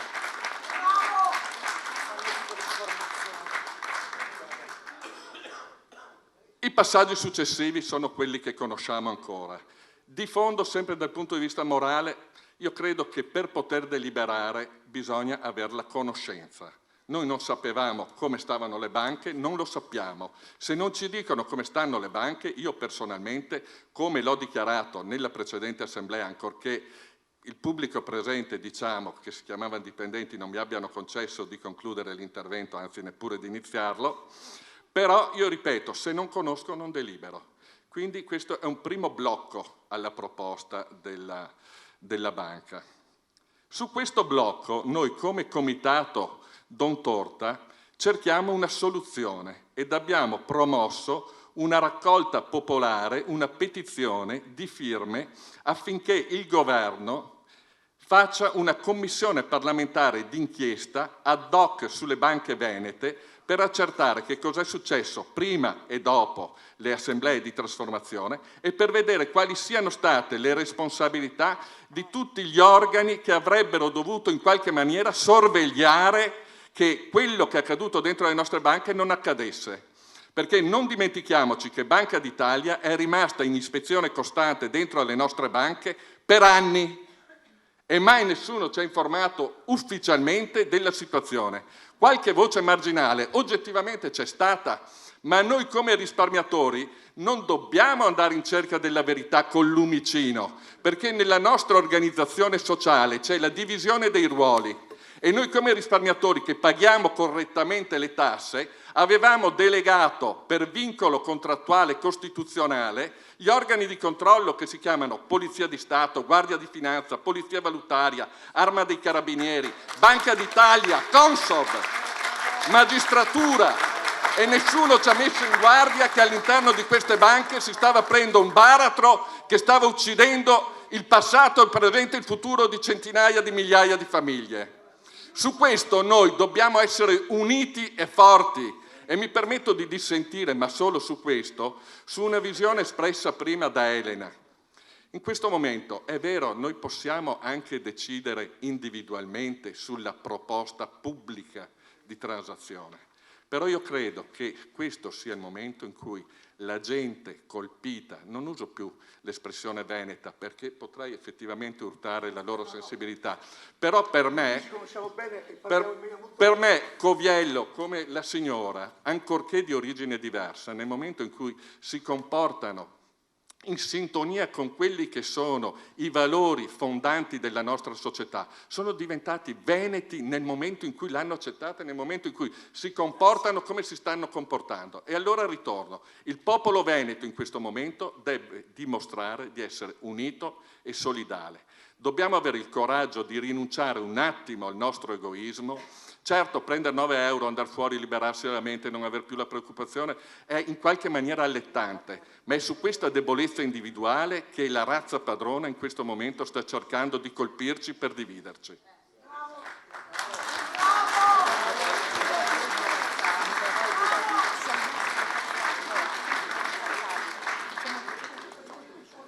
Noi ieri sera abbiamo detto chiaramente, non m'azzardo a leggere. Noi ieri sera abbiamo detto chiaramente che non siamo d'accordo alla protesta ed abbiamo fatto delle proposte. Però della serata di ieri sera c'è un aspetto positivo che per onestà intellettuale devo portare alla vostra conoscenza. Allora, gli amministratori ci hanno detto che ci sono a disposizione 30 milioni per una banca e 30 milioni per l'altra banca, quindi in totale 60 milioni, per i casi particolarmente difficili. Quindi questo è qualcosa di nuovo, di interessante, perché molti fra noi, che magari lo nascondono con quella dignità tipicamente veneta che prima è stata sottolineata, stanno davvero soffrendo perché il quotidiano diventa difficile da raggiungere. Questi 30 milioni effettivamente sono una buona iniziativa e noi diamo atto a chi l'ha presa che l'apprezziamo e rendiamo pubblica l'iniziativa esprimendo il gradimento. Su tutto il resto no. Su tutto il resto no, noi abbiamo detto che non accetteremo questa proposta, loro ci hanno detto che questa prendere o lasciare, noi abbiamo detto lasciamo. Non c'è problema.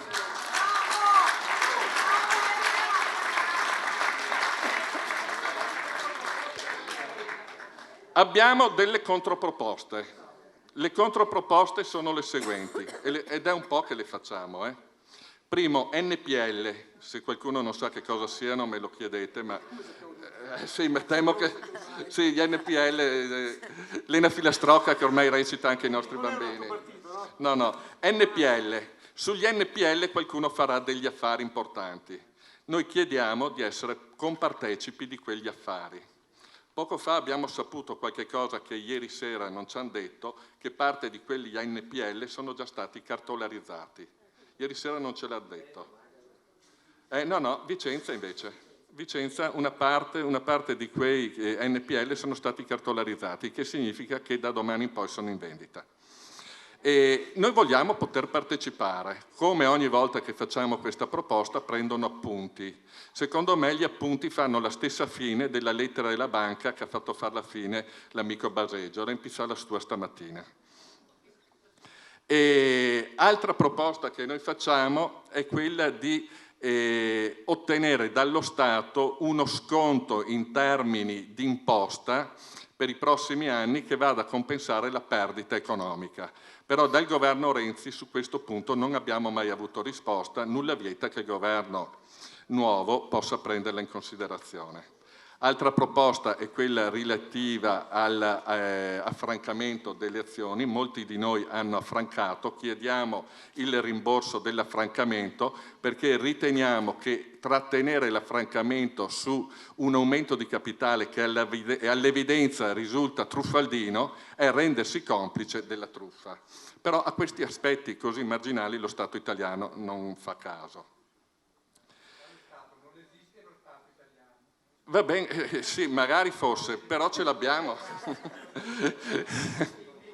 L'ultima proposta già fatta era quella relativa ad una operazione complessa sul tipo di quella già fatta con l'Ambrosiano, col Banco Ambrosiano parecchi anni fa, attraverso l'incorporazione della banca in una struttura più grande, l'emissione di warrant a scadenza a compensazione del credito dei vecchi azionisti. Anche di questo hanno preso buon appunto. Certo che tutte queste situazioni sono note a seri professionisti come in effetti sono Carrus e Viola. Ancorché esecutori di un disegno che noi non condividiamo, io penso che quelle persone sappiano fare il loro lavoro. Abbiamo fatto una proposta innovativa che secondo me è la cosa in questo momento più interessante, perché anche ieri sera hanno cercato di spaventarci col discorso dell'assemblea del 5 marzo. Se non si aderisce a questa proposta pubblica di transazione, c'è naturalmente la BCE che ci fa fallire. Ma ce l'avevano già detto l'altra volta, dovevamo già fallire il 5 marzo se non si fosse andati all'aumento di capitale in borsa. L'aumento di capitale è stato fatto coi piedi, in borsa non ci siamo andati e falliti non siamo falliti. Adesso ieri sera ci hanno detto, ma se non facciamo tutto questo se fallisce. Allora l'abbiamo interrotto e gli ho detto, mi ci perdoni, noi siamo grandicelli, abbiamo perso tutto, il fallimento non ci spaventa perché per me fra perdere il 99,9% e perdere il 100% non cambia niente. E quindi cambiate registro, sono cambiate tante cose. In questo momento chi ha la possibilità di spaventare loro siamo noi. Perché loro ieri sera ci hanno detto, noi siamo in crisi operativa. Ogni giorno che le banche aprono le saracinesche perdono mediamente 50-60 milioni al mese ognuna. Questo io avevo pronosticato 30 milioni, ieri sera hanno detto magari, sono 40-50 forse più. Per Vicenza è ipotizzabile una perdita mostruosa di un altro miliardo, perché la crisi operativa ha anche il grosso problema che è esponenziale, cioè si moltiplica. Bravissimo. Allora, la proposta che abbiamo fatto noi ieri sera a fronte di una situazione di questo tipo, ci dovete aiutare perché questa è la banca del territorio. Altra balla, gli abbiamo detto, dottor Carus e dottor Viola, faccino la cortesia di non usare più questi termini, perché le due banche, attenzione a tutti, non sono più banche del territorio. Queste sono due banche a capitale unico straniero, nel quale noi contiamo meno degli zerbini. Quindi queste ne sono banche del territorio, che la smettano di raccontarci storie per aggrapparsi al nostro amor patrio di Veneti e fregarci un'altra volta. Questo noi gliel'abbiamo detto ieri sera e quindi abbiamo reciso un altro luogo comune che è fonte di ambiguità. Allora arriva la nostra proposta. Avete bisogno dei nostri soldi, avete bisogno di recuperare la fiducia dopo che ci avete trattato e continuate a trattarci a pesci in faccia, perché i contratti normalmente si fanno in due, anche le transazioni, e quindi sarebbe stato logico che almeno qualcuno delle associazioni, al limite addirittura anche quelli delle associazioni di categoria espressioni di sindacati nazionali, che non sono mai stati al nostro fianco, ma almeno quelli fossero stati interpellati. Non hanno interpellato nessuno e ci hanno buttato là la proposta secca.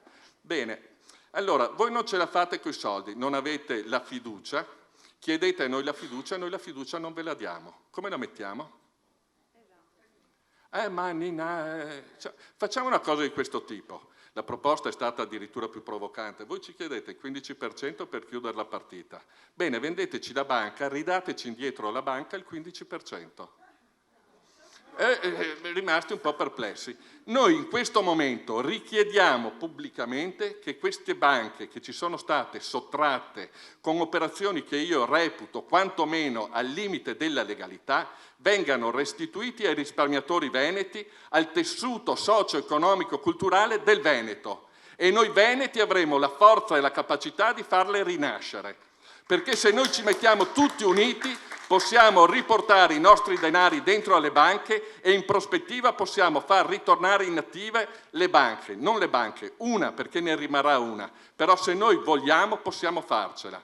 E noi in questo momento chiediamo a grande voce al Fondo Atlante, alla politica, alle istituzioni che ci aiuti in questo grande progetto di riscossa e di rinascita per noi risparmiatori e per il Veneto, che ci consenta di ritornare proprietari delle banche e di gestire queste banche che sono nostre. Questa è la proposta che noi facciamo. Prego.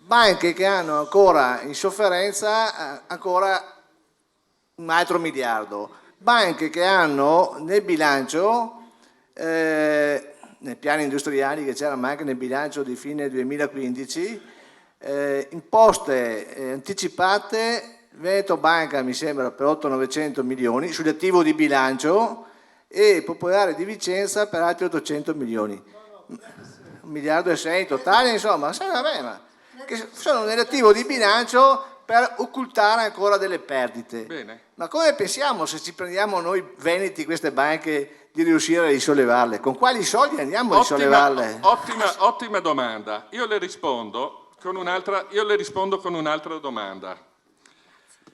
Quando noi siamo andati a fare una votazione di trasformazione, abbiamo approvato anche un bilancio che è stato sottoposto all'approvazione di Banca d'Italia, di BCE, che era presente in ogni momento e dava 2,6 miliardi di patrimonio. Allora, come la mettiamo? O ci hanno raccontato le balle allora, o ci stanno raccontando le balle adesso. Allora, qualcuno ci deve dire che cosa sta succedendo all'interno di queste benedette banche.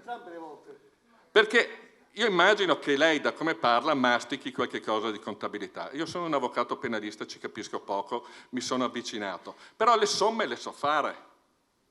Se c'è un bilancio, dopo 8 mesi, un anno di gestione di fatto commissariata attraverso BCE all'interno delle nostre banche, che noi abbiamo approvato nell'Assemblea 5 marzo 2016, con 2,6 miliardi di patrimonio netto attivo, cosa è successo dopo?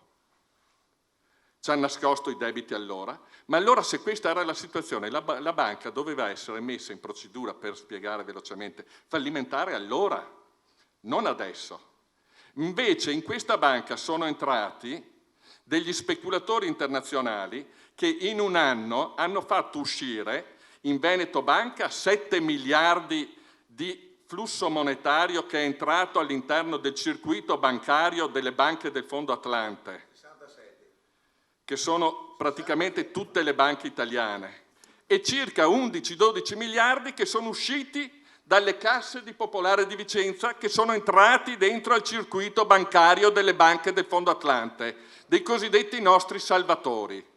Allora, come si chiamano queste operazioni? La magistratura deve o non deve metterci il naso su queste operazioni? Perché io mi chiedo, e la proposta ovviamente è provocatoria, perché non possiamo acquistare una banca a scatola chiusa. Noi la banca la andiamo a acquistare nel momento in cui ci fanno vedere come sta. E noi vogliamo sapere come sta, perché un bilancio approvato ce l'abbiamo. Adesso andremo a provare l'altro bilancio. Voglio vedere con quali artifici riusciranno a far emergere tutte quelle perdite che prima non c'erano. Noi abbiamo nominato, anzi loro hanno nominato, i migliori amministratori in Italia per gestire le nostre banche, con dei piani industriali che io ho definito pubblicamente, e lo ripeto qui ora. Il piano industriale di Iorio l'avrebbe fatto meglio mia zia suora, che era economa dalle Canossiane. E quello è stato applaudito da tutto il mondo della finanza come un'opera d'arte finanziaria che avrebbe salvato la banca. Quell'uomo lì ha percepito 5,5 milioni di stipendio, ma l'avvicendamento nella carica di Iorio, come lo leggiamo? Iorio ad un certo punto ha perso la fiducia, Iorio ad un certo punto si è stancato, o siamo all'interno della stessa ottica che funziona nelle agenzie delle nostre filiali? Che quando un direttore comincia ad essere preso per il collo dei clienti, perché i clienti si incazzano, cambiano il direttore e ne mettono uno nuovo, e quando uno va a protestare l'altro dice scusami, no, che zero mia, è zero da un'altra parte, non c'entro niente in me. È questo che noi vogliamo capire. È stato pagato perché deve tacere, perché Ma io non so perché sia stato pagato, io so che è stato pagato 5.500.000, che è una cosa mostruosa. È mostruoso che un uomo come noi, forse di statura anche un po' più piccola, percepisca queste somme quando un popolo sta soffrendo e senza ottenere risultati. Questo è vergognoso e anche questo merita l'intervento.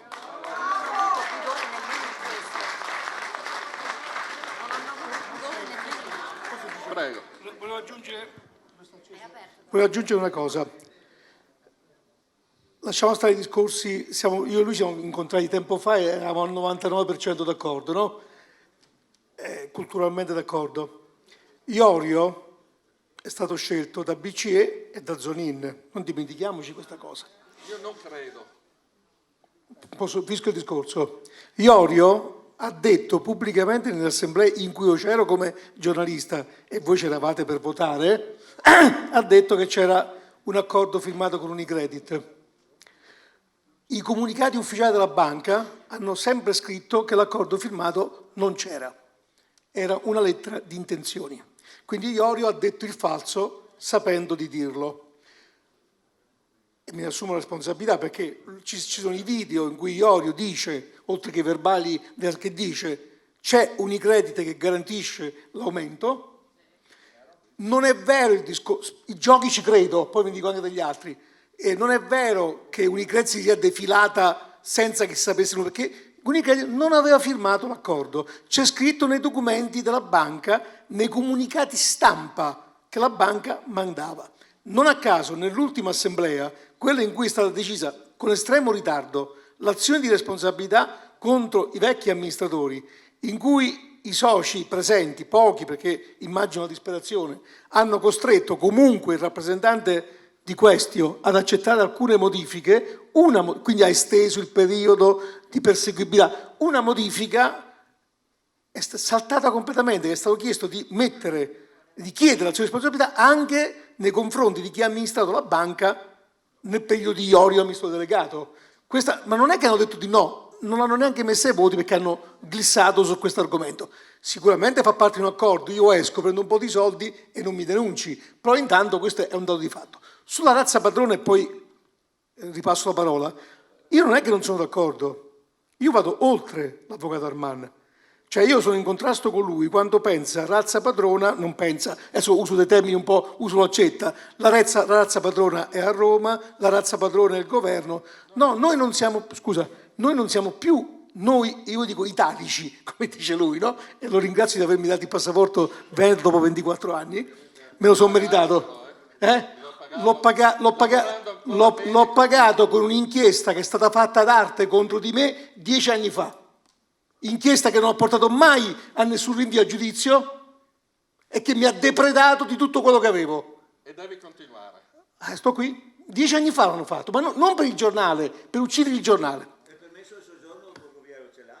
Io vi sto invitando a venire da me, così ve lo firmo, il permesso di permanenza, perché molti veneti hanno reso la vostra onestà calpestabile. Detto questo, però questo non voglio entrare nel discorso, perché io e lui ci capiamo e siamo molto d'accordo, perché poi si parla anche per categorie. La razza padrona purtroppo non c'è più in Italia, non c'è più nessuna rappresentanza del popolo italico, chiamiamolo come vi pare, nei confronti di quei poteri che purtroppo non hanno più una faccia, che sono i poteri finanziari. Allora, se è vero, come in parte è vero, non totalmente, che c'è stato un disegno, perché io la penso peggio di Arman, c'è stato un disegno per depredare il territorio di 2 banche venete che però erano gestite da interessi locali anche, perché gran parte di quei soldi, che non sono spariti, sono andati in mano a imprenditori veneti di nascita, non veneti per onestà, d'accordissimo. Io sto cominciando a ricostruire l'elenco di chi ha preso i soldi da Banca Popolare di Vicenza senza restituirli. E a me non mi interessa di Marchini, do per scontato che Marchini abbia giocato sui soldi, no? L'altro giorno ho fatto una domanda particolare, Mione mi ha detto, ma mi aspettavo da lei una domanda su Marchini, se aveva preso i soldi piuttosto che no. Dico no, io sono un giornale di Vicenza e chiedo dei locali che hanno preso i soldi bruciandoli, perché non sono spariti i soldi, sono andati nelle tasche sbagliate. Allora, i nomi li facciamo sul giornale da domani in poi, così ci leggete. No, finisco, fate il discorso. Allora, è l'Italia che è completamente sottomessa a poteri esterni. Perché? Vi leggo dei dati. Ci abbiamo lavorato, Le 11 banche quotate in borsa, questo mito della borsa, no? Le 11 banche quotate, tra cui ci sono delle popolari, attenzione, Credito Valtellinese è una popolare quotata in borsa, Banco Popolare di Verona è una popolare quotata in borsa. Negli ultimi, dal 2007 al 2016, hanno perso qualcosa come 163 miliardi, compresi 35 miliardi di aumenti di capitale. Negli ultimi 6 anni, dal 2011 al 2016, ne hanno persi 17. Allora, ho detto che le 2 banche venete hanno perso 17 miliardi da solo in 2, quindi hanno perso in 2 tutto quello che hanno perso le banche in borsa nello stesso periodo. Voglio dire che il potere del controllo finanziario dell'Italia, e quindi anche industriale, anche economico, non è che è in mano a Roma, non è in mano neanche a Roma, non c'è, perché vi ricordate qualche anno fa Monti, il grande tecnico della Bocconi che doveva risanare l'Italia, eccetera, eccetera. Cosa disse Monti? Di fronte al problema che stiamo affrontando oggi, no? Mancanza di solidità del sistema bancario italiano, perché in quegli anni, quando Monti ha governato non certo per scelta di qualunque popolo risieda in questa penisola, ma nominato da qualcuno che non era italiano, era un potere esterno, Monti ha detto che le banche italiane non avevano bisogno di aiuti perché erano solide. In quel periodo Deutsche Bank ha preso qualcosa come 250 miliardi. Mi sbaglio, avvocato? Ma se la BCE, diciamo BCE, poi dopo il discorso sarà più completo, ha dato 250 miliardi previsti dai regolamenti europei a banche in crisi di altri paesi, tipo la Germania, che ha detto no, sono in crisi, ho bisogno di soldi, ecco 250 miliardi, Monti, scusatemi la battuta, milanese, ha detto non abbiamo bisogno di soldi, stiamo benissimo. Fino a qualche mese fa Padoan cosa diceva? Il sistema bancario italiano è solido, il sistema bancario italiano è tutto fallito, non è fallita la Banca Popolare di Vicenza, è fallito tutto il sistema, perché in questi giorni Monte dei Paschi di Siena cercava 5 miliardi, non li ha trovati e BCE ha detto no, visto che ci sei, non bastano 5, 8. Unicredit ne sta cercando 13 se non sbaglio, non basteranno. Intesa, cioè l'Italia è stata ridotta a una totale povertà assoluta, per cui oggi è totalmente in svendita. È totalmente in vendita. Allora l'appello che faceva Andrea, posso darti del tu? Certo. A dire siamo uniti per difenderci, secondo me, e non è una provocazione, siamo uniti tutti dalla Sicilia al nord, perché ci hanno già mangiato tutti. E chiudo con una battuta. Una volta da noi vengono a comprare il libro, anche in redazione, di questa mitezza, umiltà, di questo senso di colpa che invece di provarlo chi vi ha depredato, lo prova chi è stato truffato, perché se mi hanno fregato io vado di giro che mi hanno fregato, è brutto, non faccio la figura dello stupido. Da noi, addirittura, noi siccome diamo l'aiuto fiscale, no? E per fare l'aiuto fiscale serve il codice fiscale, il nome, non ce lo vogliono dare. Ma non perché non vogliono, non perché vogliono da 10 euro così, perché hanno paura di essere identificati. Dico hanno paura di essere identificati. Se non troviamo un'identità complessiva, noi ci hanno già mangiato completamente. Industrie, fabbriche, banche e tutto il resto. Noi siamo completamente in svendita. Questo è il problema più grosso. Io qua supererei le barriere, perché le banche italiane oggi non valgono più niente. Perché ci hanno distrutto completamente. Oggi dice, ma che facciamo? Ci suicidiamo? No. Dobbiamo trovare dei sistemi. Una proposta può essere quella di entriamo nel controllo delle banche, entriamo in qualche modo nello gestire. È impossibile trovare oggi soldi per gestire la Popolare di Vicenza. La Popolare di Vicenza, quando avrà fatto, se farà questo accordo con i soci, e non basteranno i 400 milioni che prevede di spendere, i 600 in tutte le due banche, ammesso che tu ti andasti lì a firmare, ha bisogno di qualcosa a breve, intorno ai 3 miliardi e mezzo, 4 miliardi. Dove li trova? Questo è l'aspetto minore. Io mi voglio aggiungere a lui per fare un passaggetto ancora polemico e poi per andare sulle proposte. E noi ci troviamo in una situazione paradossale. Nessun paese al mondo si troverebbe mai in una situazione come questa. E vi faccio un piccolo esempio, ma così tanto. Cioè, noi ci troviamo nella condizione in cui fossimo così incoscienti da affidare un altro traghetto al capitano Schettino che l'ha schiantato contro gli scogli. Noi ci troviamo con tutta una serie di Schettino che sono ai vertici del nostro sistema bancario ed hanno maturato quelle perdite mostruose indicate da Coviello, che ancora stanno al comando della nave dopo averla portata al naufragio. Bisogna arrivare ad un cambiamento, è necessario avere il coraggio di affrontare momenti come questi con cambiamenti anche radicali. Evidentemente quegli amministratori, forse non per professionalità, ma per una serie di interessi che si sono andati intrecciando in troppi anni di mancanza di controllo politico e giudiziario, non sono in grado di evitare gli scogli e quindi ci porteranno ancora una volta sott'acqua assieme alla nave. Noi dobbiamo avere il coraggio di cambiare. Il cambiamento può venire solo da noi. Purtroppo la nostra è una democrazia ed è uno Stato estremamente zoppo. Manca un rapporto diretto oramai fra eletti e cittadini e questo impedisce che gli eletti, i nostri rappresentanti politici, possano assolvere a quelle funzioni di controllo nell'interesse dei cittadini che noi ci aspettiamo da essi. Perché loro non sono più espressione nostra come cittadini, ma sono espressioni delle segreterie di partito. E non mi voglio dilungare perché è una questione che è già stata approfondita ampiamente in sede di dibattito referendario ed anche in quell'occasione qualcuno aveva paventato che se non fosse passata la linea di governo si sarebbe andati ad un fallimento generale con dei danni spaventosi. Ha vinto il no e non è successo niente. Quindi io dico, non dobbiamo credere a tutto quello che ci viene raccontato. Cerchiamo di credere ai fatti concreti. La stampa, problema che è stato affrontato prima. La stampa in Italia, voi lo sapete, non è considerata una stampa libera. Noi siamo, se non sbaglio, nell'ultima statistica all'87° posto. Al 77esimo, ecco, ho sbagliato di 10, però non credo che cambi molto il risultato. Comunque siamo dietro a buona parte dei paesi dell'Africa.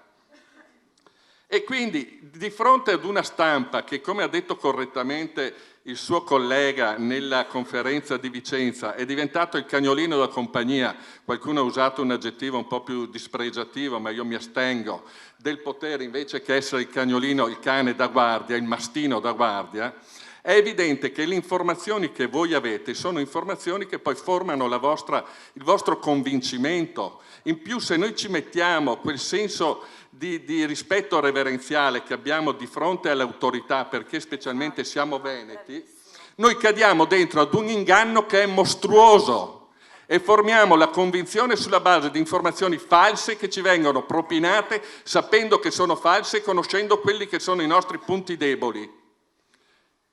E noi invece dobbiamo ed abbiamo il dovere di sperimentare le informazioni che ci vengono dette. Noi dobbiamo sperimentare le informazioni. Ci viene detto che ci sono le perdite, dobbiamo pretendere di sapere come sono maturate, dove sono, come vengono contabilizzate. Dobbiamo sapere quali sono le filiali all'estero che sono in positivo e quelle che sono in negativo. Questo noi dobbiamo pretendere da questo sistema bancario, dalle nostre banche, perché da questo non dipende lo 0,10 delle nostre azioni.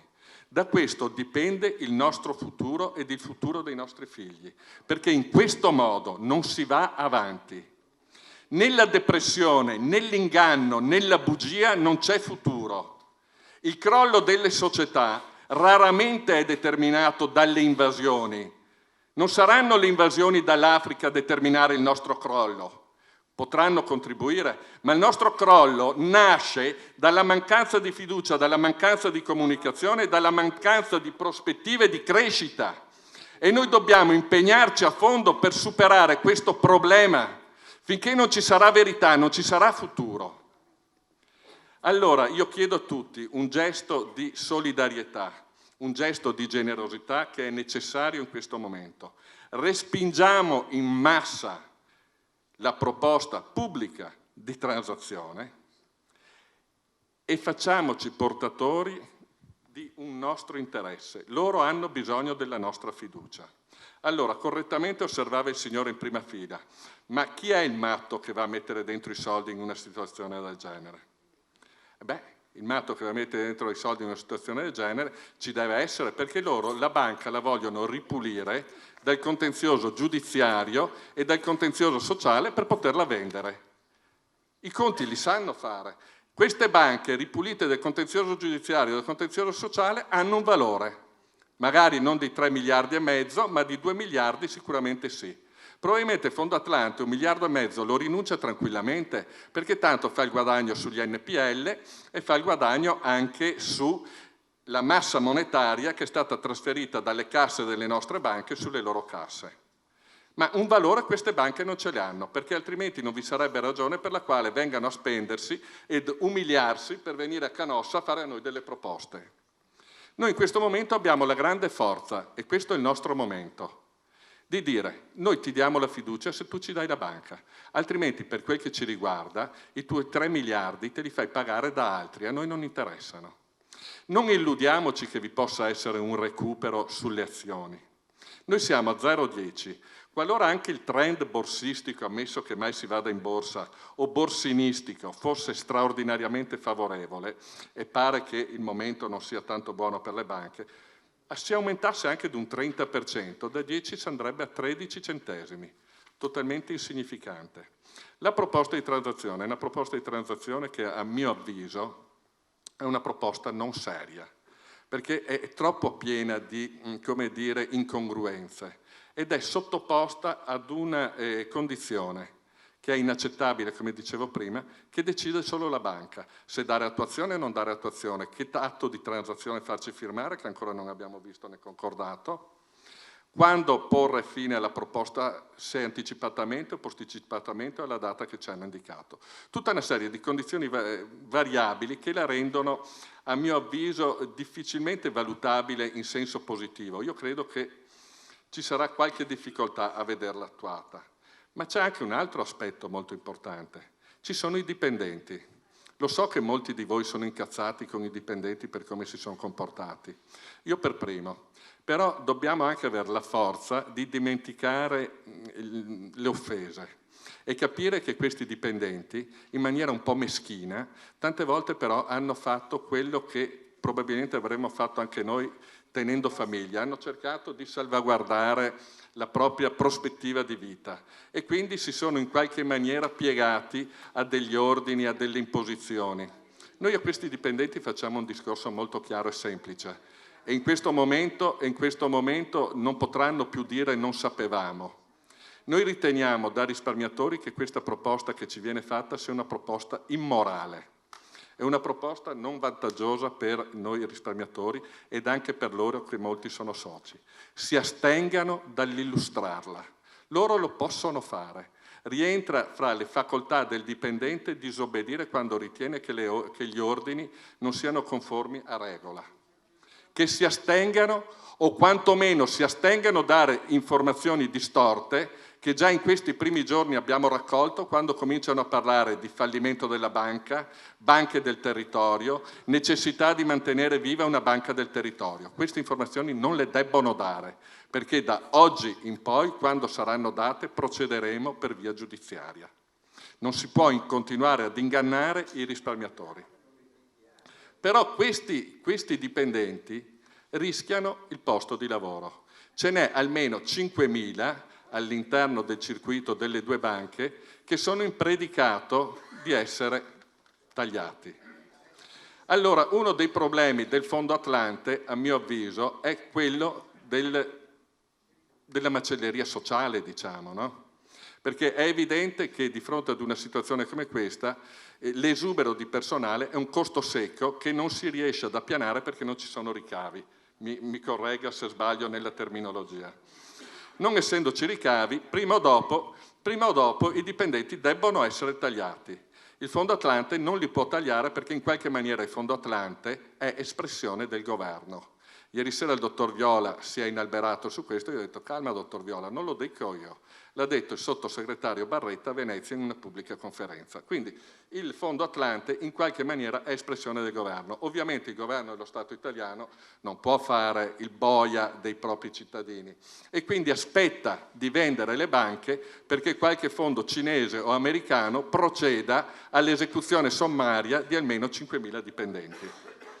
Con la nostra proposta, qualora maturassero le condizioni di conoscenza ovviamente, e in forma provocatoria, noi vogliamo chiedere anche ai dipendenti appoggio perché abbiamo bisogno della loro attività interna alla banca, in prospettiva di contratti di solidarietà che permettano di lavorare meno ma di lavorare a tutti, in una prospettiva di far ripartire la banca e quindi eventualmente integrare anche il mancato guadagno per il periodo passato. Però in periodi di vacche magre bisogna anche saper soffrire se vogliamo rinascere. E con questo vi ringrazio.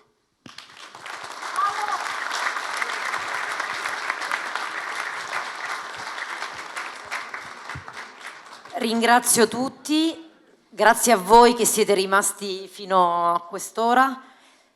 Credo che... Marco, vuoi salutare? Saluto io. Buonanotte a tutti.